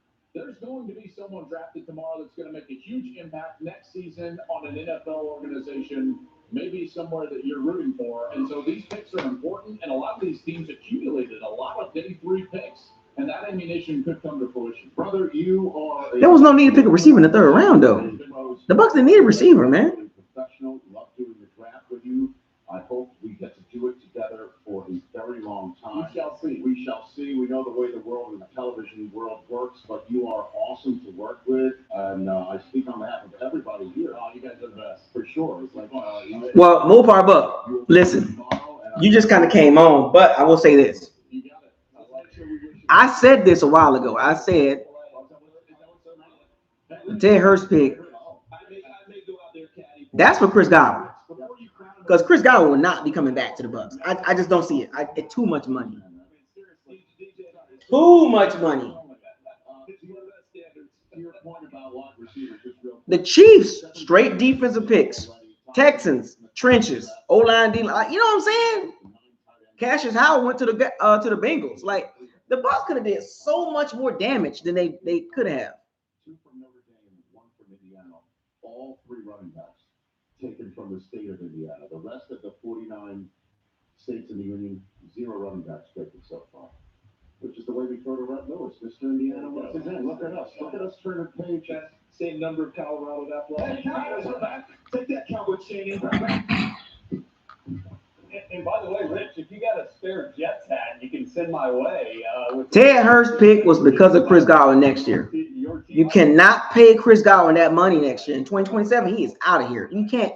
He'll be 31 years old. You're not going to pay Chris Godwin $20-something million. They trying to plan. See, the Bucs trying to stay one step ahead, but you got to win now. Jason Light, your job is on the line.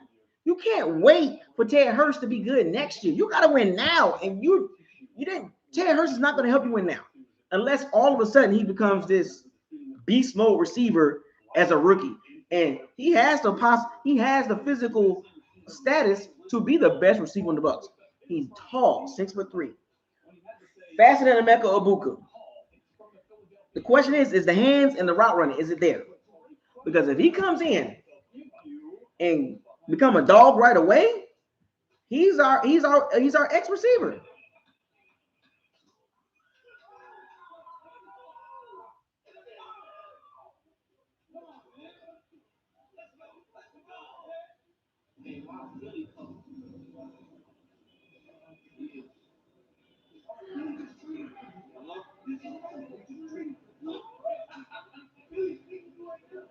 Howard Rosen, I'm GM of the Eagles. How you doing? Yeah, remember our walk on the field? Yeah, that's kind of fun. How about we do that for a living? Oh, the new one, the Saints got Oscar Delp.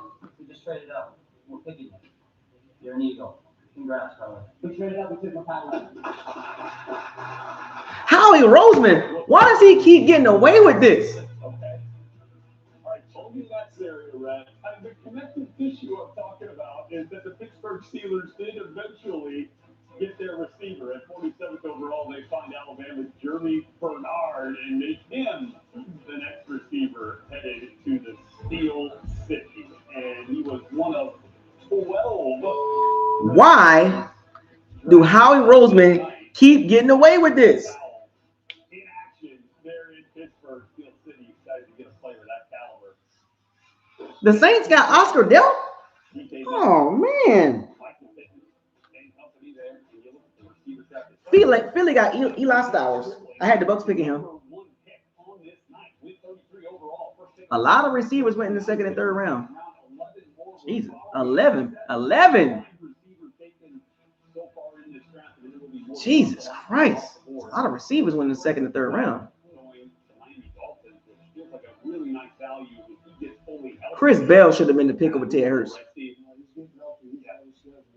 Yeah, saw him running on the treadmill a little bit. Chris Bell should have been the pick if you're going to pick a receiver like that. Chris Bell was way better than Ted Hurst. More production.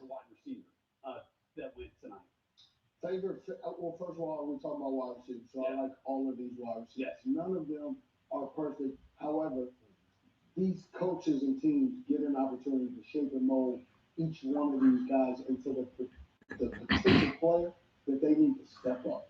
Right? So for me, Bernard, Germany, right there in Pittsburgh. Yeah, because when I look at Pittsburgh and what do they need a slot/hybrid guy. Yeah. Right, a yak specialist. 18th in the NFL last year with run after catch. Right, yak, yards after catch or contact, whichever one you feel like you do. I'll pick them both. Yeah, but this kid can run. He's polished. He's explosive, playmaking ability, bring speed and acceleration, and run after the catch. Right. When you have a Michael Pittman Jr., who they traded for from the Colts, he's outside. You got DK Metcalf, muscles, most swole bones. He's outside. Now you got to have somebody in the middle who can get after it a little bit. And Bernard has done a great job of doing that. 47%, 47.5. So round up, a little bit below 48%. All of his work is done in the slot. So that also tells me that there's 51%. He knows exactly 53% or 52.2%. Yeah. He knows exactly what he needs to do and how to do it. So now you can't beat these big bodies in the slot. They can move, but they can't move like them. I love this pick. And then this is also a kid who went to Michigan State. He was at Washington. Yeah. So he's been around and learned a lot of different offenses. And so you don't have a guy that says, hey, does he know what he's doing? Yeah. Yes, Man, the Chiefs had a good draft.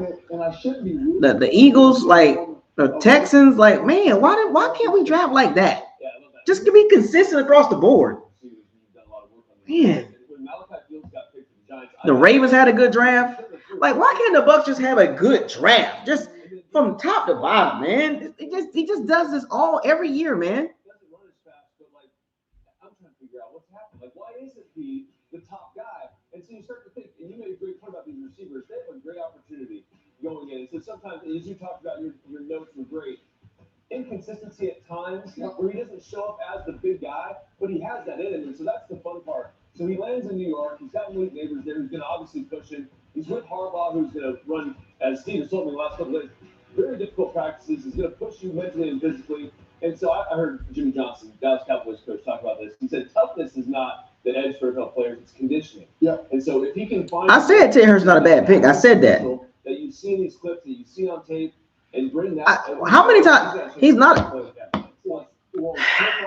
Third round. You didn't have to get him in the third round. Virginia, he was excellent. Right, talk to said, look, he is a 6'4", 220 pound beast. Yes. However, he doesn't step up every single play like you're expected in the NFL. He took some plays off in college. Yeah. You can do that in college. Yeah. But when you have a guy like me, and we're watching, not highlights. I don't watch highlights. Cleveland Browns had a good draft. In sequence. Like, dang, back to back. Good draft. Like, why can't we do this, man? Then there's going to be about 2 plays where he's catching his breath. Harbaugh's going to get him in shape. Don't worry. I'm told that the toughness is mandatory for wide receivers drafted at 74 overall. I like what the Cowboys did. I get you confused because it's not very hard. They've also taken a wide receiver in the 3rd round. That's a speed stuff. Yeah. Only the wrong speed. So it wasn't in the 1st round, but they did get one. The Las Vegas Raiders have yet to draft a receiver, but they got their quarterback, number 1 overall, Fernando Mendoza, introduced today in Las Vegas after a whirlwind couple of months. Bucs are too inconsistent, man. As a head coach in this league for you, because it's going to happen. You guys know I'm going to Las Vegas, so I'm fired up about it. This is the silver and black. This is the Raiders. This is a historic franchise. Clint Kubiak was the Saints OC. They didn't take him.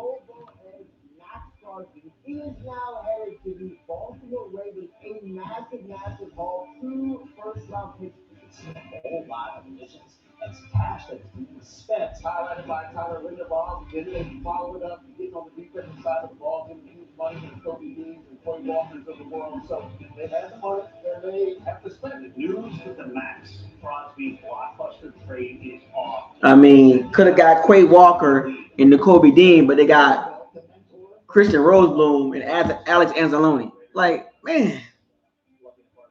Welcome to the 2026 NFL Draft. With the first pick, the Las Vegas Raiders select. I think the Commanders had a decent draft too. Like, the Bucs just inconsistent in their draft. They drafted, man. Like, Mason Thomas went to the Chiefs. Like the Bucs could have just doubled up on the edge, man. They could have, and they didn't.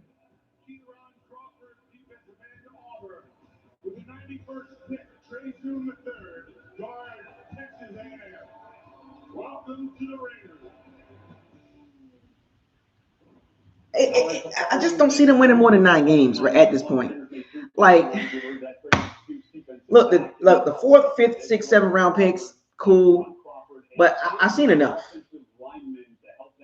I've seen enough, and I'm gonna get into it more and more videos. As I'm making videos every Monday, Wednesday, Friday, unless something comes up. I will have 3 videos per week, every week, unless something comes up. And if I miss a day, I'm gonna make the video the next day. I'm going to give you 3 videos a week moving forward. I've been doing it for the last a couple weeks already.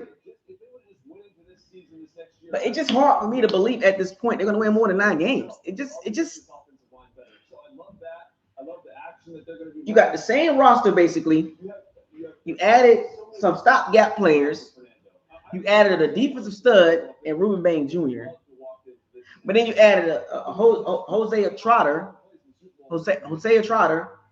solid linebacker. And then you added Ted Hurst. How does that equate to more than 9 wins?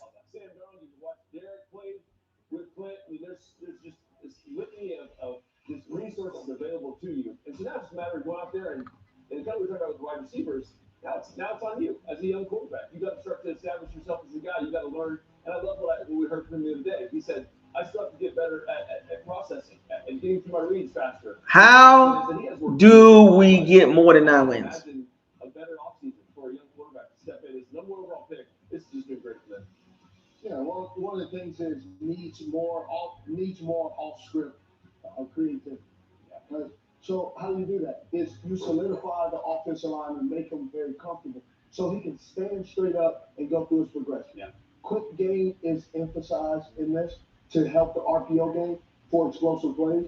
So you got to get enough people up front to get him comfortable enough to be able to turn his back, which he rarely does in college. Now in the pros, he's going to be turning his back a lot with Clint Kubiak. Didn't get a receiver tonight, but dare I dream With pick number 102, the second pick of the 4th round, Elijah Surratt, his teammate, remains available. He went For the Las Vegas Raiders. That'd be great. Looking at you, John. Ain't nobody picking him. He'll be there. That's great. However, his teammate, D'Angelo Pons, did go 50th overall. By the way, Fernando Mendoza called D'Angelo Pons the best player he's ever, best corner he's ever played against. DJ compared him to Aaron Glenn, his new head coach. The U.S. Jets select D'Angelo Pons. DP, Louisiana. Oh, our special team's always been terrible. He is not short. He is not small. He plays with unbelievable eyes in his face. He is physical. Wow, baby. He is tough.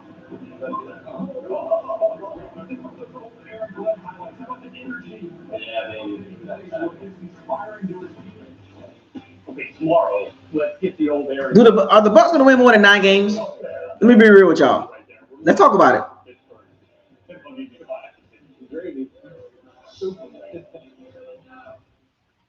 As you redefine, Are the Bucs at this point?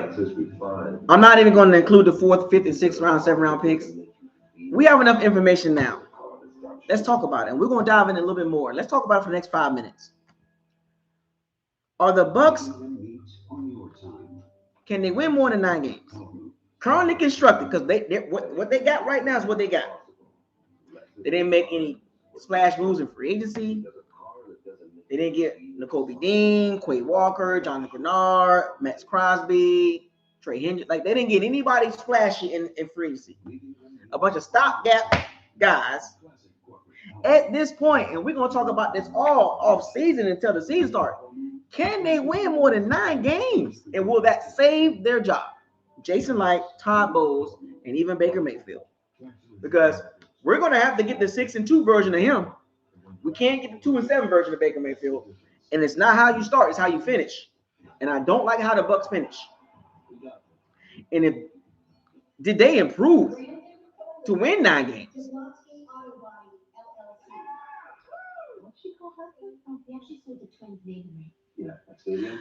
Have they improved the roster to the point they can win 9 games?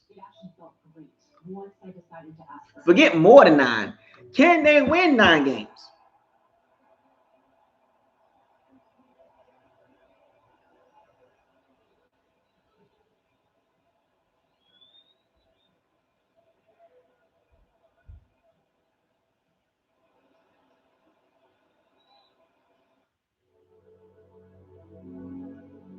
You're a visionary. You inspire us to chase a higher standard, because the greatest measure of an automobile is how it makes you feel. The big, shiny, really big watch. Classic corporate power move. But the real power move? Having next level control of shipments across your supply chain. Mark, you mind? 9 games, folks. Power move. Did they upgrade the secondary? They upgraded the pass rush to a degree, right? Ruben Bain Jr. will be an immediate impact player up and down that line. On 3rd downs, you can have a NASCAR package of Kalaji Clancy, Ruben Bain Jr.,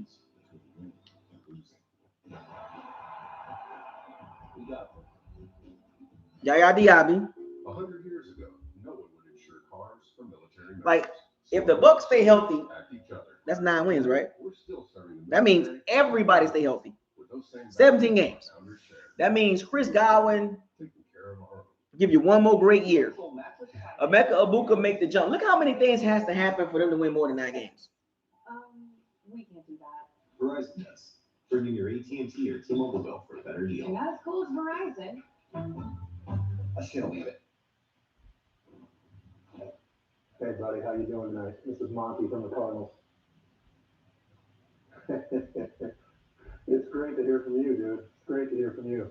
How's things going for you? I think our ceiling is 9 games at the best. I just don't see us winning 10 games again. Not with the current structured roster. Like, they didn't make the upgrades I wanted them to make. outside of Harold Bain Jr., what did they do? Like, you know what I'm saying? Like, I wanted them to get some young edge rushers, man. And I got a feeling Jason Light, his how he approaches the defensive line, he's so scary. Second round, third. He's going to draft D lineman in the 4th and 5th round and be like, yeah, we're going to develop those guys. For Michael Ford, Nathaniel Hackett running that offense there, and that phone call seemed to have maybe there was a little bit of relief in the voice of Monty Austin Ford. It took a little bit longer to connect with their new running back. So you want me to tell you the honest to God truth? We had the wrong phone number. The phone number that we were given was the wrong one, so that was a little bit of a delay. So we got that straightened out, and we called Jeremiah, and we got a hold of him. That's what the delay was. All right, well, they figured it out, and Jeremiah Love is officially an Arizona Cardinal, and he's going to love their next selection. I mean, he banking on David Walker. From Texas A&M, big powerful guard, and then in the 3rd round, the next quarterback off the board, very first pick there, Carson Beck. Boy, Tyler Algier. He was sharing carries with Beyond. He was number 2 behind Bijan Robinson. Now you're number 2 behind Jeremiah Love. You know, Jeremiah Love is the highest paid running back in the NFL right now and hasn't took one NFL snap. Everybody keep talking about David Walker like he's some monster. Like, where is this coming from? Where's the hype behind this? He's a 4th round pick. I've never seen a 4th round pick get so much hype. With the 76th pick in the 2026 NFL Draft, the Pittsburgh Steelers select Drew Allen, Penn State quarterback.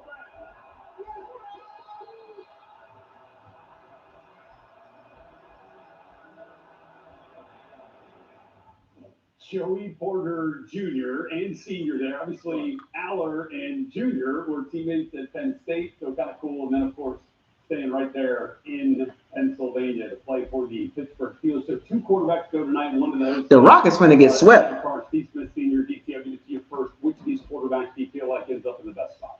Well, proximity-wise, that's pretty cool. If you're going to be able to play close to home, I think that the unknown there is what's Aaron going to do. Aaron Rodgers, you've got Will Howard in the building, so you got a little competition there. You still got a little room to grow as a player as well. So, I look at it as a great situation. Pittsburgh obviously a good football team, good defense. But Arizona, to me, is a situation where Carson Beck has got a real chance to go in there and play football early.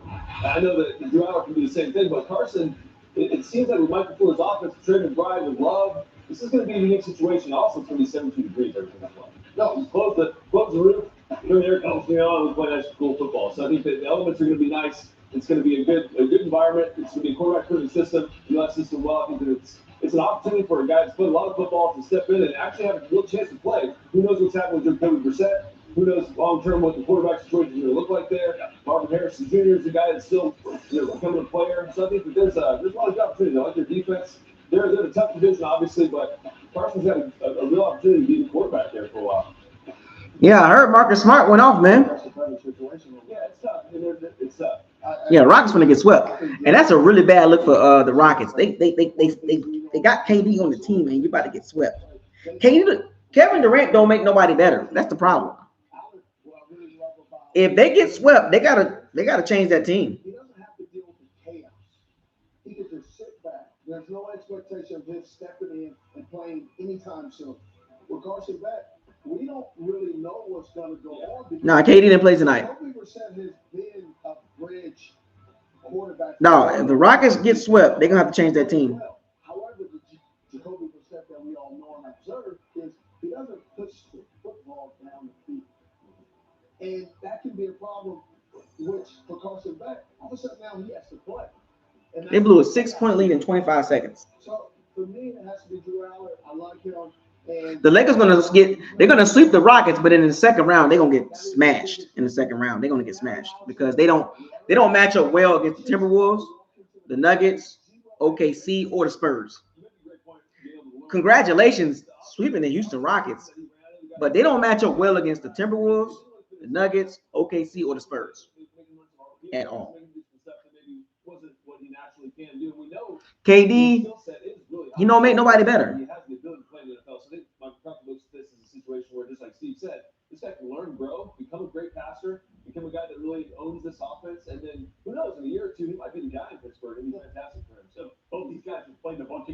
started a bunch of games for Carson. That slight edge there, like he has helped his team win games. But Joel Embiid hurt again.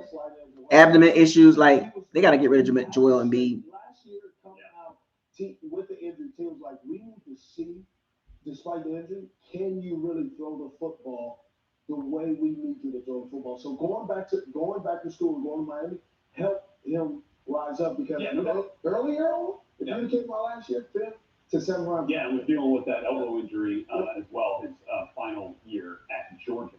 Okay, we've got more draft tomorrow coming up for you. Rounds 4 through 7, getting through picks 257.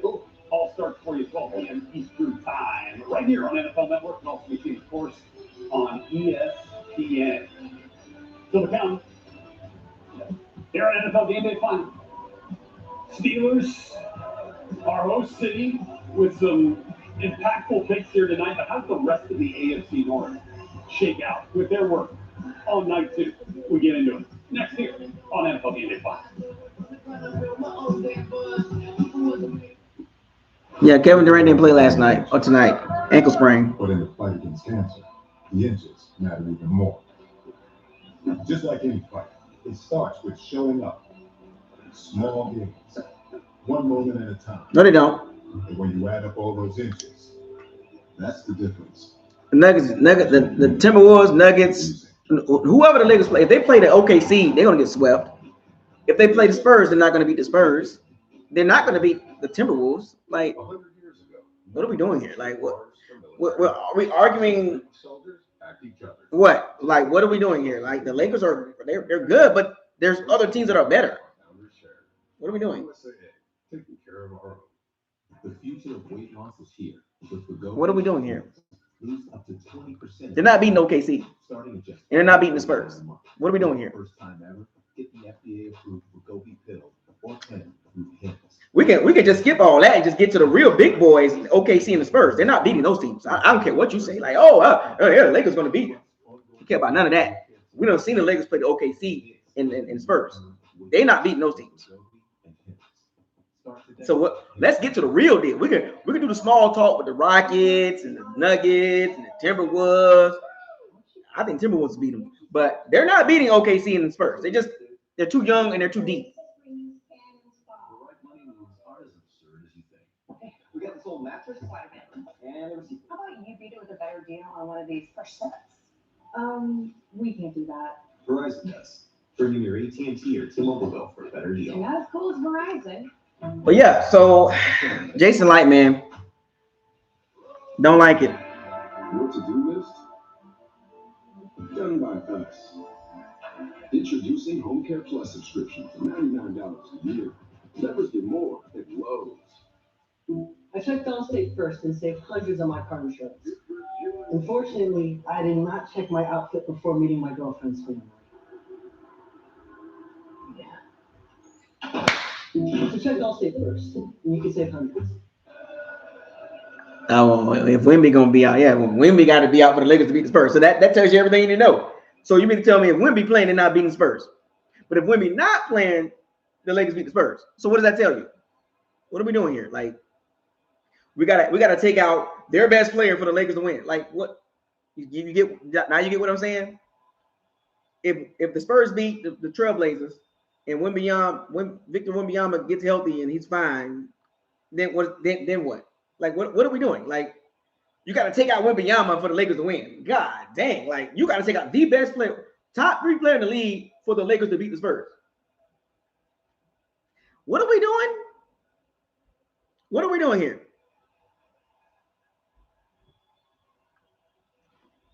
I mean, Jesus.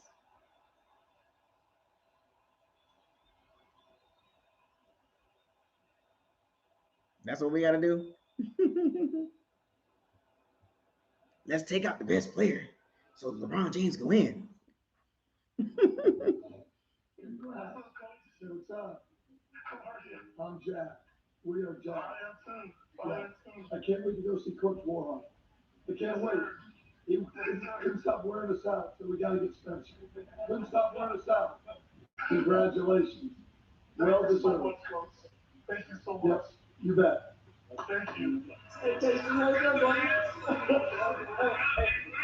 Yeah, a lot of people, that's good. Hey, we are so excited to have you on the team, Casey. Yeah, Jason Light, man. This is weird, man. I told you when you visited, I'm like, I hope you're around, but if you're not, I hope you're playing in the NFC because I don't play against you. I'm glad you're on our team. You're going to make a ton of plays for us, and I know we cannot get ready to get started. All right? I like that as part of the call. I hope we get you, but if we don't, I hope we don't have to play that. People think, like, people really think the Bucs are going to pay Chris Godwin $20-something million next year. I get the Ted Hurst pick. I get it. But third round? First pick of the second round, Denzel Boston, Tony Casey, Concepcion, and the rest of that Browns crew. Like, I don't understand. Like, I get it. Ex receiver, 6'3", but that could be a fourth round pick. You need defense. The Bucs need defense. What the Browns have been able to do now, they're getting Spencer Fano. You saw that phone call there with Todd Monken. Which team, Steve, do you think has closed the gap on the reigning AFC North champion? I don't understand. Like, is he gonna help them win now? That's the problem I have with the pick. Not the player. It's where he got drafted. Is he going to help you win now? For me, I'm going to piggyback, so I got to telegraph what they got. I think the Bengals with getting Dexter Lawrence, they're going to be able to stop some people. He gets in the middle, clogs everything up. When we talk about Cincinnati Bengals, we always talk about the offense. Like, that's it. However, one of the glaring issues that they have is their defense hasn't always stepped up and been on the same level as their offense. And so now they've had some guys and they get drafted out of need instead of out of availability. Like, this. It's going to be hard to win more than 9. Like, the Bucs can't go 9-8 and think they're going to just do something. Look, this defense, they just got to get the ball back from Joe Burrow 1 or 2 extra possessions. That's really what it comes down to, because if you're a team that can just keep it from scoring 30, give us a chance. And I love that they went out and he said, all right, we're going to get you Dexter Lawrence. That counts in the draft. And you gave up pick for him. So I think that, and then along with a guy to move the pass rush or go get the quarterback and affect the passer, that's what you got to do. And I like that you got to get to the quarterback, man. They have not been an issue. They can score. You go out there and Joe Burrow, and you put him on the flag football field. There's 4 points. Okay, so you give the USA flag football team is probably going to be able to put up 30. It's all about defense. It's about stopping the run. It's about limiting possessions to the other team.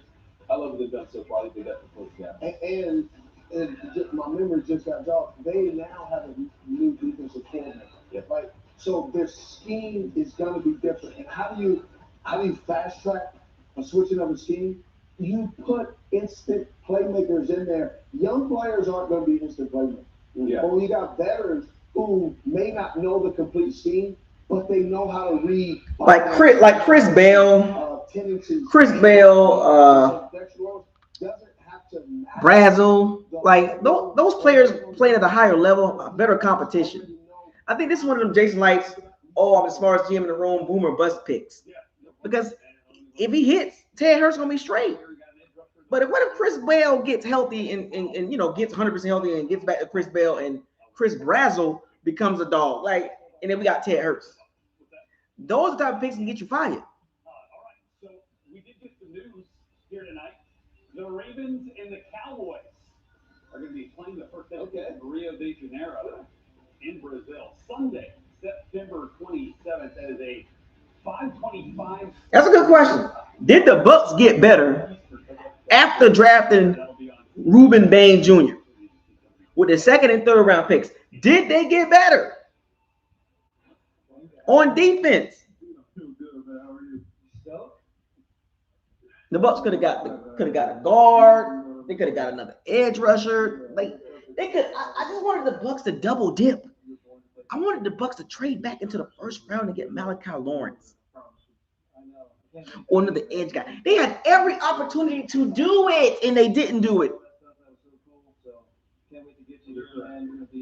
Shout out to the Panthers Prime podcast, man. Absolutely. Sound good? Yes, sir. Yes, sir. Yeah, any GM at pick 15 would have took Ruben Bain Jr. Jason Light didn't do nothing spectacular. He fell right into your lap at 15. Any GM at 15 would have picked him. Any smart GM would have picked him at 15. He's the obvious pick. And people trying to give him a big ups. Oh, yeah. Jason Light did a great job drafting Ruben Bain Jr. Sir, he fell into your lap. What's up, buddy? Prime Panthers Prime Podcast. His weight put in early on night 2, when it's one of the most emotional moments of the night. Bring it back to it. Get more control with great tires at great prices. Firestone Complete Auto Care. Picture earning gift cards while playing mobile games in the comfort of your home. You can do that and more with Swag Bucks, the app that turns your free time into rewards. Nearly every second, there are members earning rewards on Swag Bucks from playing games. It's easy to get started. I'm Ultima Morgan. Morgan & Morgan isn't just an injury firm. It's our family's life work. $30 billion recovered is something I'm proud of. But what I'm really proud of are the families we stood beside.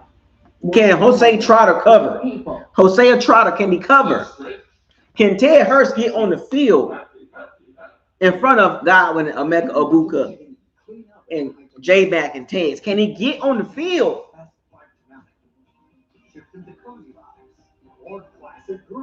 Oh yeah, Panthers Prime Podcast. Yeah, we got a link, man. We got a link. Members only though. I do members only live videos. I did this one because it was day 2. Now day 1 was members only. Have you been wanting visibility for temperature-controlled healthcare shipping? FedEx, the new power move. Football is a game of inches. But in the fight against cancer, can Ted Hurst get on the field? Just like any fight, it starts with showing up in small games, one moment at a time. And when you add up all those inches, that's the difference between winning and losing. Then Anthony Hill Jr. didn't get drafted yet. I show up early. We should too.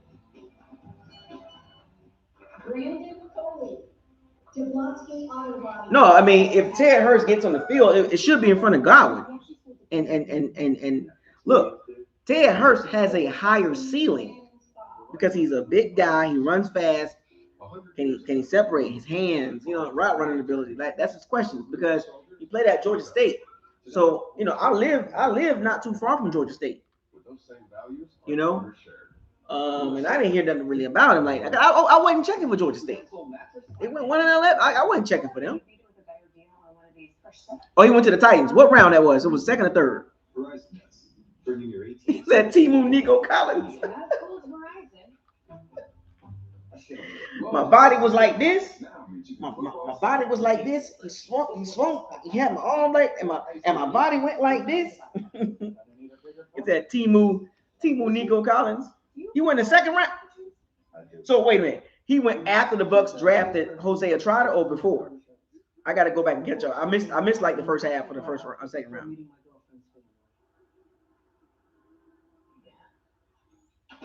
He went after we drafted Hosea Trotter. Hey, B, how you doing, brother? How you doing, brother? Man, I'm doing well. How you doing? That's the question. I'm doing great, man. I appreciate you. Man, we appreciate you, brother. Listen here, the wait is over. Now it's time to get to work. He went after Trotter? Congratulations, man. Enjoy this out with your family, all right? Kenyon, how you doing? This is Darren Muju, New York Jets. I'm doing good. How are you? You doing good? We're going to pick you right here and make you a New York Jet. The Jets picked Mason Taylor, and then they turn around and pick Kenyon Sadiq. We're not pranking you, brother. You're going to be a Jet. You're going to be a Jet. Yes, sir. Let's freaking go, man. Let's go. You're Jet. It's time to fly home, man. Omar Cooper Jr. Hey, let's hit the ground running. You're picked for a certain reason. We identified you. You're tough. You fit what we want. Smart, tough, aggressive, and resilient. So let's hit the ground running, man. We're excited to have you. And you're like freaking Jet now. Let everybody in the freaking world know. Let's go. Hey, how's it going? Hey, it's Les B, Los Angeles Rams. How you doing? I'm good, man. We're sitting here at the 13th pick, so we're going to draft you with that pick. So I'm gonna pass you to your new head coach, Sean McVay. What was the Rams thinking? Hi. What's up, Coach? How you doing, buddy? I'm good. How are you? You're good, man. Well, congratulations, man. Excited to get to work with you. It's gonna be a lot of fun, buddy. Let's go make history, Coach. Yeah. No, and hey, enjoy this night, man. You earned it. Have fun. Tell your family we're excited to meet him, and can't wait to. Grayson Halton's on the clock. I mean, on the board still. Harold Perkins Jr. Like, there's some good players on the board, man.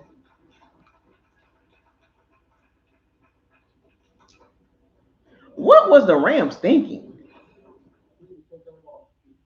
Coach, how you doing? Let's go! Oh, yeah. We're fired up. We're fired up. Good job with our owner, John Spanos. Yes, sir. Hey, Keem, how's it going? Why is the owner talking to the player on the phone in the draft? Man, who you with right now? Brandon Buck. Oh, I love it, love it. Well, let me tell you, I'm here with a room full of people who could not be more excited to be. The owner is talking to Akeem Mesidor in the draft room. Why is the owner doing that? Like, sir, like the GM and the head coach, man, let them do their job. I'm so fired up. You're gonna be a New York Giant?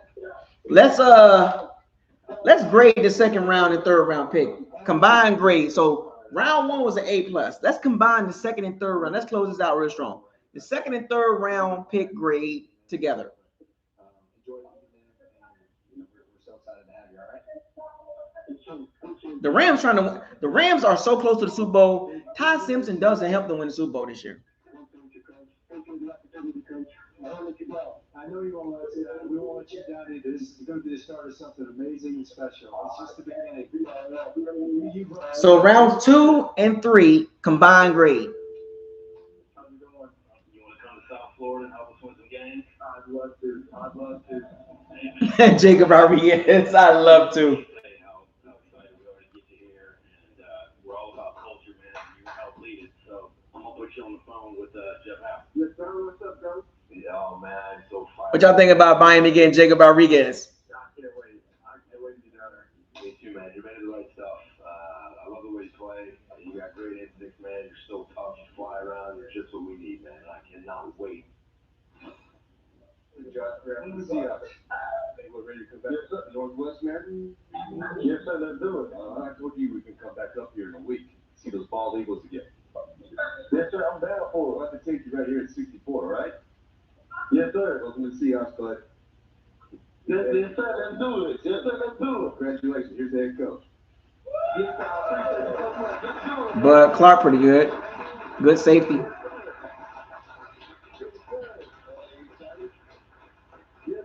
Combined grade. I'm going to give it a C. Overall, B. Heck yeah, man. We're so excited, brother. You had a great career. The Miami Dolphins got Jacob Rodriguez. How about that? Let's do it. That's all right. I'm ready. Hey, that's awesome. The Miami Dolphins got Jacob Rodriguez. It was like two or three picks ahead of the Bucs.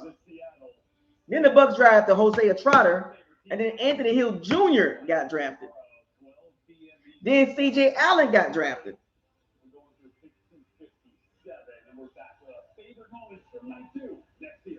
What, it was like 2 picks? Miami was like, what, 2 or 3 picks ahead of the Bucs, and they got Jacob Rodriguez? You're a visionary. I know a lot of y'all was hurt. Chase a higher standard, because the greatest measure of a C. Second and third round grade, a C. Overall grade, a B, because of that Reuben Bain Jr. But the real power move, having next level control of shipments across your supply chain.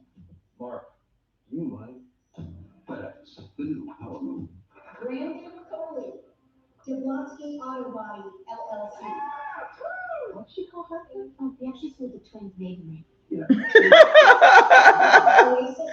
Panthers podcast, man. We got to link up though for real. Just get at me, man. You know, I do my little 8 to 10 minute videos during the week, Monday, Wednesday, Friday. We can link up at some point.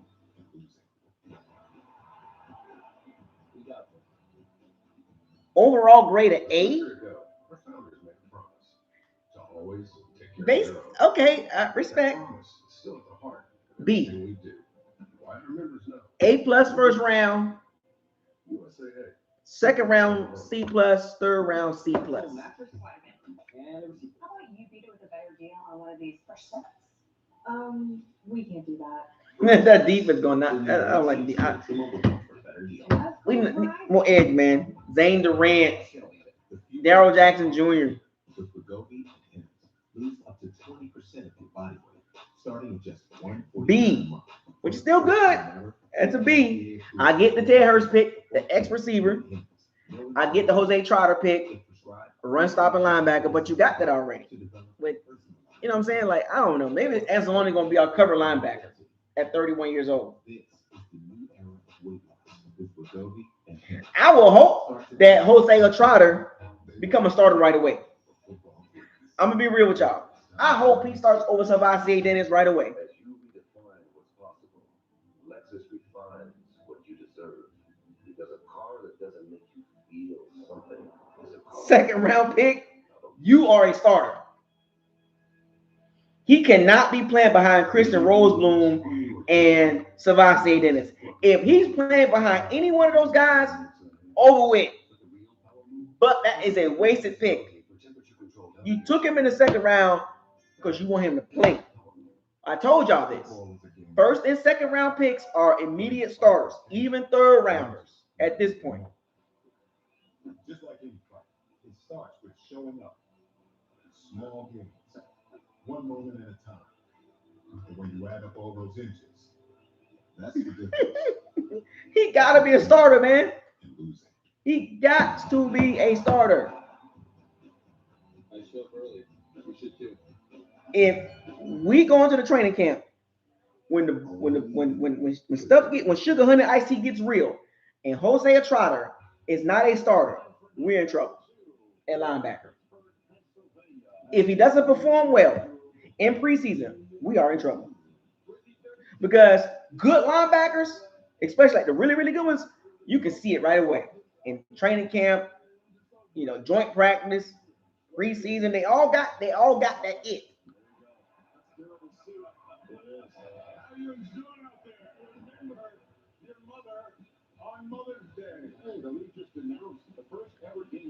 Jason Light draft, he drafts so safe.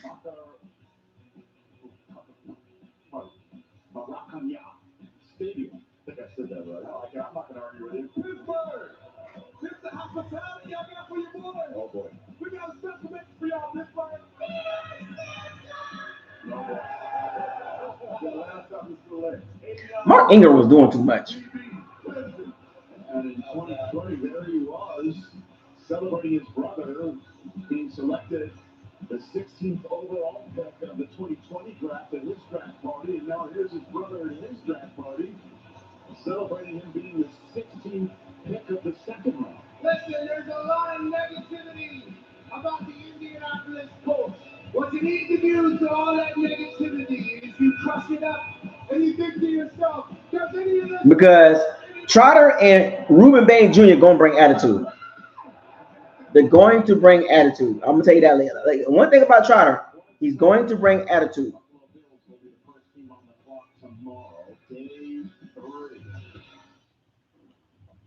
68 picks now in the books on night 2, rounds 2 and 3. Favorite moment from the night, Steve Smith?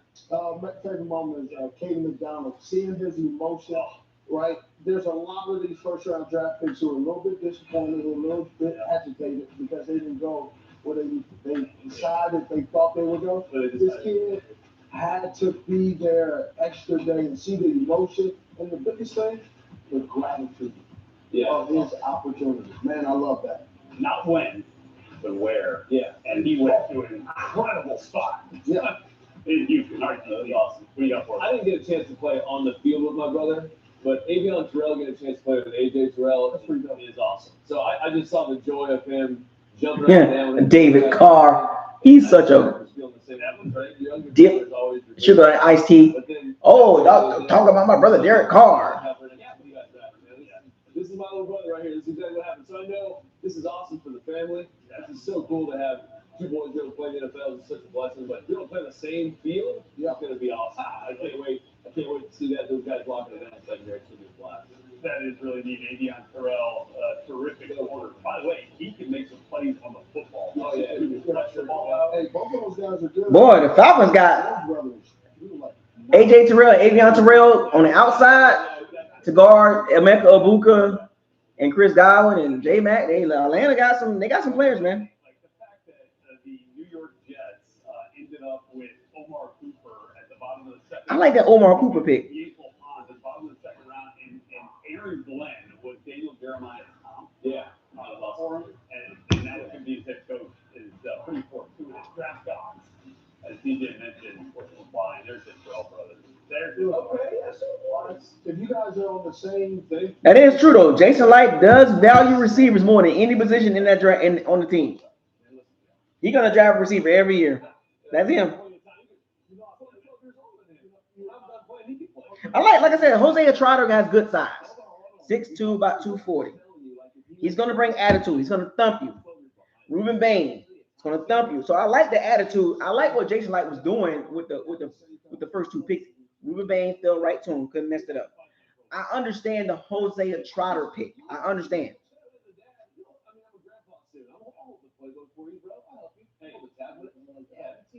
But you'll always be the number one pick. That was pretty good. All right. Yeah, number one pick. He was a bust. Your team could find themselves their next Hall of Famer in round You were sorry about that. More receivers. Y'all remember that Kobe Bryant? Y'all remember that Kobe Bryant commercial? Well, what do you want me to do? What else can I do, Kobe? More. Are you the same animal but a different beast? That's what he said, something like that. Wait, are you the same beast but a different? Are you the same animal but a different beast? What the F does that mean, Kobe Bryant? You're welcome. More. You're a visionary. More receivers. Because the greatest measure of an automobile is how it makes you feel. Atlanta got some good players, man. They got some weapons, man. Zachariah Branch, Avion Terrell, like those are immediate. They on the field right now. The right money moves aren't as absurd as you think. Sure, if you're gonna get a receiver, you could have got Omari Cooper Jr. Omar Cooper Jr. But the real power move, having in-wing visibility for temperature-controlled healthcare shipping. More. I want more receivers. I want a guy from Georgia State with upside. He's literally a definition of boom or bust. 100 years ago, no one would insure cars for military members. So a group of soldiers helped each other. Today, I know he went the first round, Rip. I know Omari Cooper Jr. went the first round. I'm just being sarcastic, man. We got this old mattress.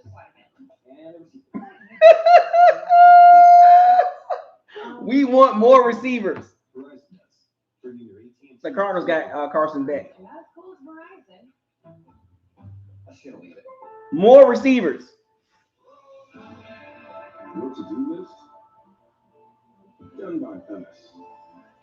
Introducing Home Care Plus. Can you imagine? The Bucs could have played this so. Look, let me tell y'all something. The free agent class could have been so much better. The draft class could have been A1 sauce. They could have gotten N'Kobe Dean or Devin Lloyd, and they still could have got Rose Bloom. Devin Lloyd, Rose Bloom, N'Kobe Dean, Rose Bloom. You know what I'm saying? And then you turn around and get Ruben Bain Jr. And somehow, some way, you get Trey Higgins, like Max. You could have got. You could have really rebuilt that defense in free agency and in the draft, and they blew it. Start today. Hits.com.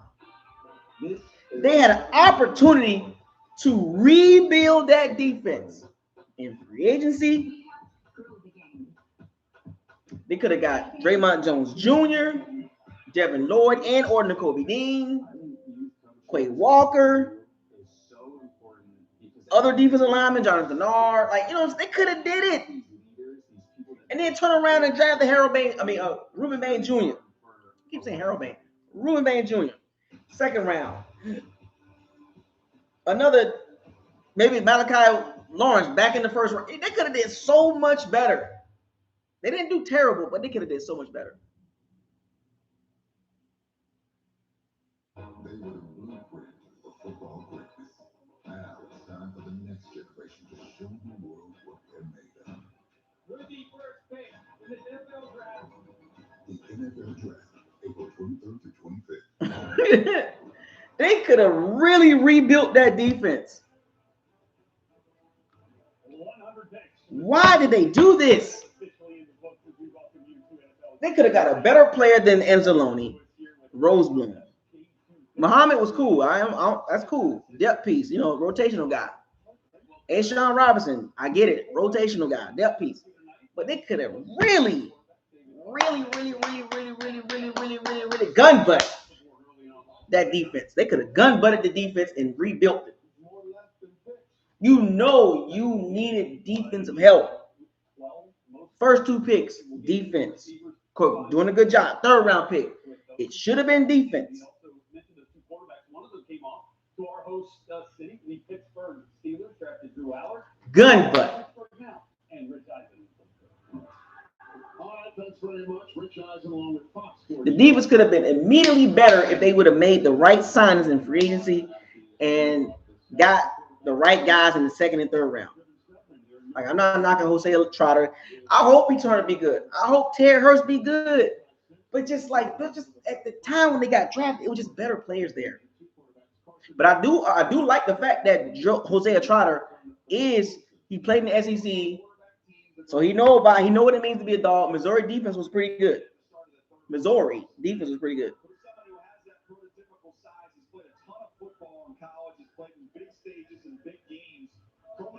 Just coming up a little bit short in that national championship game. I'll be fascinated to see if the Arizona Cardinals let us know where he was on their board. Did they have him over Ty Simpson or behind Ty Simpson? Either way, they needed one, they got one. Yeah, bottom line is, we're going to ask that question.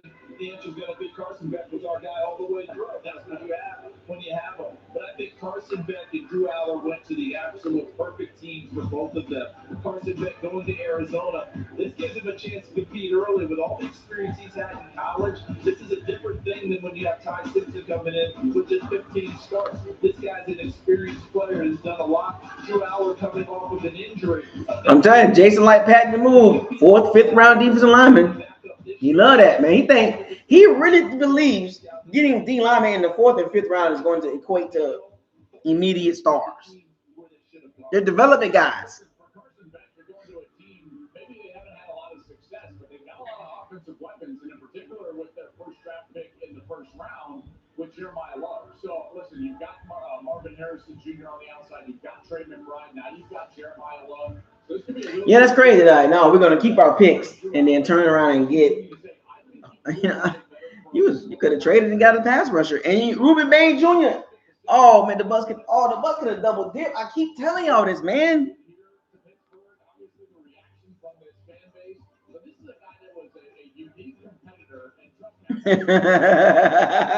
We're not a player away, but that would have helped the defense though.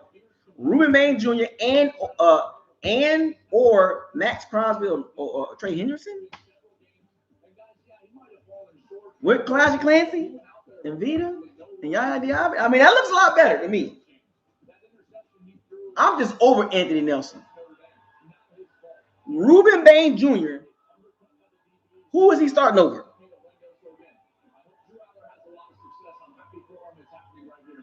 It doesn't matter how you start or how you finish. And a perfect example is I showed up at a tournament. It was 80 degrees out. It was a terrible decision. I was melting on. Who is Ruben Bain Jr. starting over? What position they going to put him at?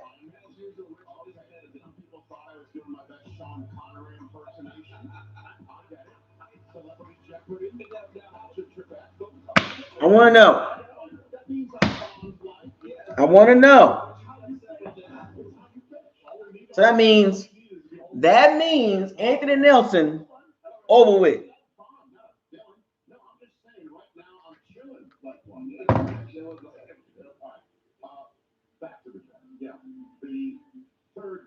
one time, welcome to the Rock. Can you just say it one time?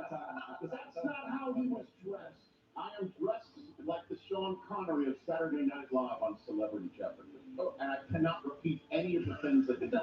Come on, give us an Indiana Jones dad. Absolutely not. Indy's dad. Yeah, tomorrow? No. Tomorrow. Listen, what about tomorrow? Yeah, look, we're here at the stadium right behind us, Pittsburgh Steelers. Remember when we had the conversation about Peyton Wilson, the linebacker at NC State, a couple of years ago, and I was like, well, he's got this injury, and how long is he going to be able to play? Well, he's made a bunch of plays inside that stadium and has won some football games for him. Jermon McCoy, it's been the discussion, right? How healthy is he? How long is he going to be able to play? I just know he's so much better than all the other players that are available at this point in time. I don't know about the longevity. I'm not a doctor, but I can tell you right Remember, the Bucs run a 3-4 hybrid. Take that risk and take that chance. The talent is worth it. Yeah, the defensive guys will keep pouring off the board tomorrow. So you're gonna put Baines in the 5 tech? Now he can play. I don't think he can play 0 tech and 1 tech, but you line him over center every now and then. But he can play the 3 tech. He can play the 5 tech, 7 tech, 9 tech. He's gonna immediately be able to hold up against the run automatically. He makes our run defense even better.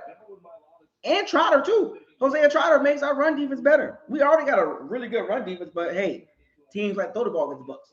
Bombs away.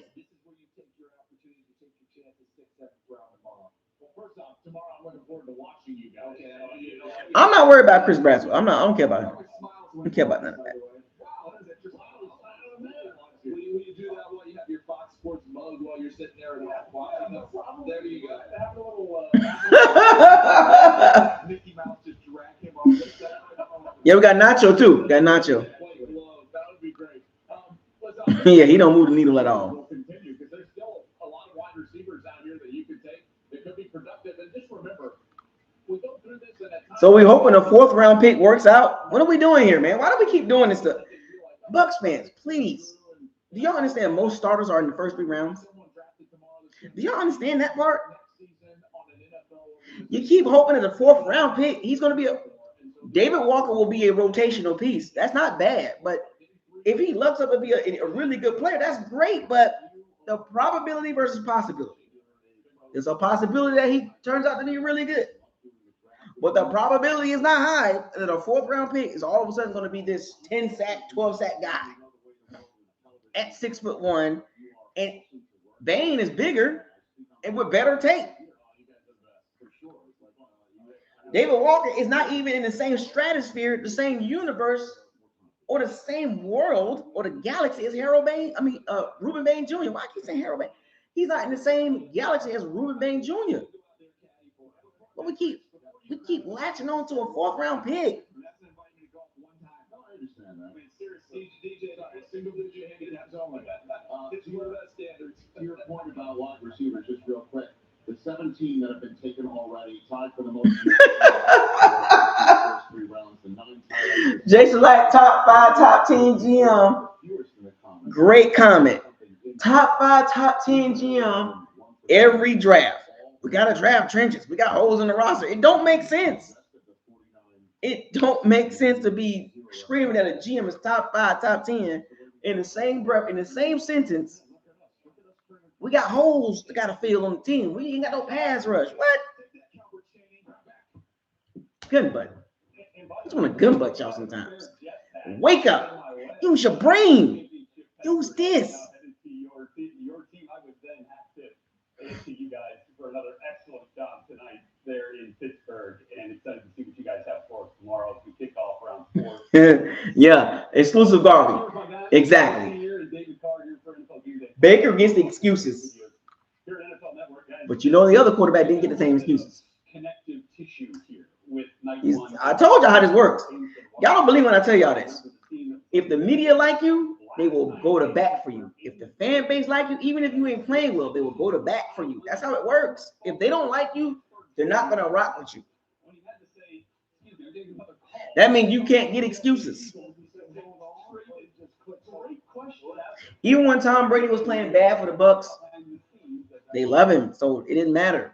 No, they gave excuses. Baker Mayfield playing like crap. It's everybody else's fault that he's throwing interceptions and turning the ball over and taking sacks and Oh, he was hurt. Oh, yeah, the line wasn't good. Jason Light didn't do a good job. They're not going to blame the guy they like. We've seen this happen. Pre-Tom Brady, they kept pointing at one player. They didn't point at Jason Light. Go back and look at his pass rushers that he drafted pre-Brady. Terrible. Nobody cared. Now, all of a sudden, post-Brady, we got to get some pass rushers. We got to rebuild. We got to get that defensive line good. We got to get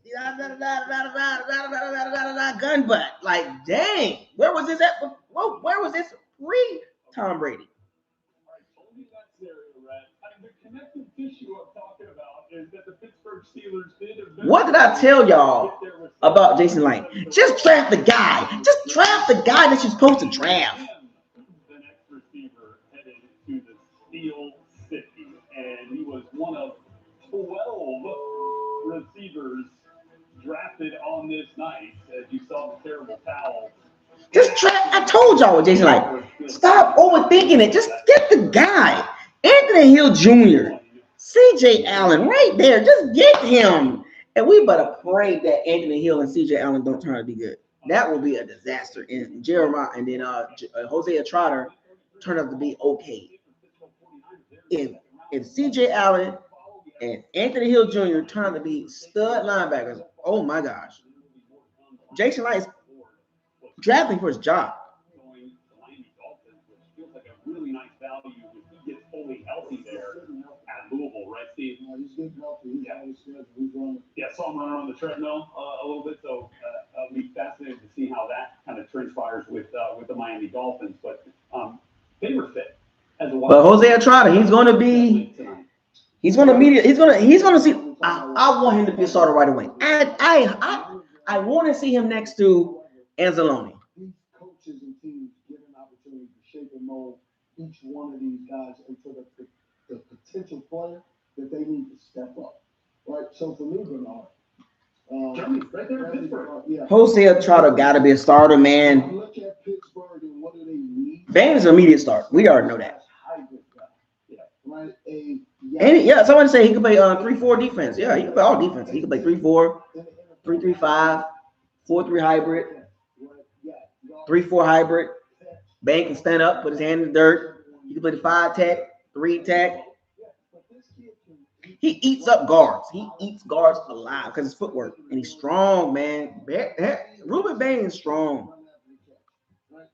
When you have a Michael Pittman Jr., who they traded for from the Colts, he's outside. You got DK Metcalf. You could have traded Winfield Jr. in a 4th round pick to go back into the 2nd round. You got to have somebody in the middle who can get after it a little bit. Anyway, shouts out to all the Pirates and C-Bandits, man. I appreciate y'all joining me in this live stream. Day 2, NFL draft, rounds 2 and 3. Recap. The Bucs drafted Hosea Trotter, Missouri linebacker, 6'2", 240 pounds, a thumper, run stopper, attitude adjustment guy. And in the 3rd round, they traded back, got Ted Hurst, Georgia State, 6'3", 200-pound receiver, 4'3", X receiver. That's what we got. And so you don't have a guy that says, "Hey, does he know what he's doing?" Yeah. Yes, he knows. Fabo Johnson. Once a year, you come on, man. Come on, Fabo Johnson. I gotta call y'all. You only come once a year for the draft time to get my reaction. I got excited because he showed up 3 or 4 clips. He looks like a 1st-round pick. And then DJ's talking about what he was doing, in the pre-draft process, and he just killed it. Top 5 GM. In the same breath, we need pass rushers. We need linebackers. Anyway, shouts out to all the Pirates and C-Bandits, man. Shout out to all my members that was in the chat with me, man. And if you're not a member of BucosLocker, hit the join button. Go to the homepage, join the movement. 100 members before the season starts. Week 1, when I turn on the live stream, members on the live stream, when I turn it on, I want to see 100 people, 100 members. Rounds 4 through 7 tomorrow. I will not be doing the video for that. I'll do my little update. I'll do a little quick video for that, but I will not be doing any videos, long videos. I will be doing 8 to 10 minute, 12-minute videos for rounds 4, 5, and 6, and 7. So I will see y'all tomorrow. Be there or be square. Be quick videos, you know. With that being said, fire those cannons. No, the locker room video will be post draft. When I do the StreamYard video, when I bring people on, that's at the end of the draft.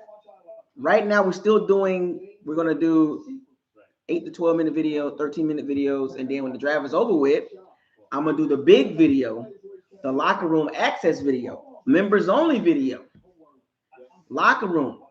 We get to discuss all this, the Bucs and NFC South, and then we can spread to other teams. But with that being said, fire those cannons, seize the day, raise the flag, hashtag trenches matter, hashtag don't overthink this, hashtag what are we doing, hashtag why, hashtag what is this, hashtag tape don't lie, hashtag pick the guy, hashtag don't overthink this, hashtag facts over feelings, hashtag probability versus possibility, hashtag reality check. BucosLocker signing out. Enjoy the rest of y'all night. Peace.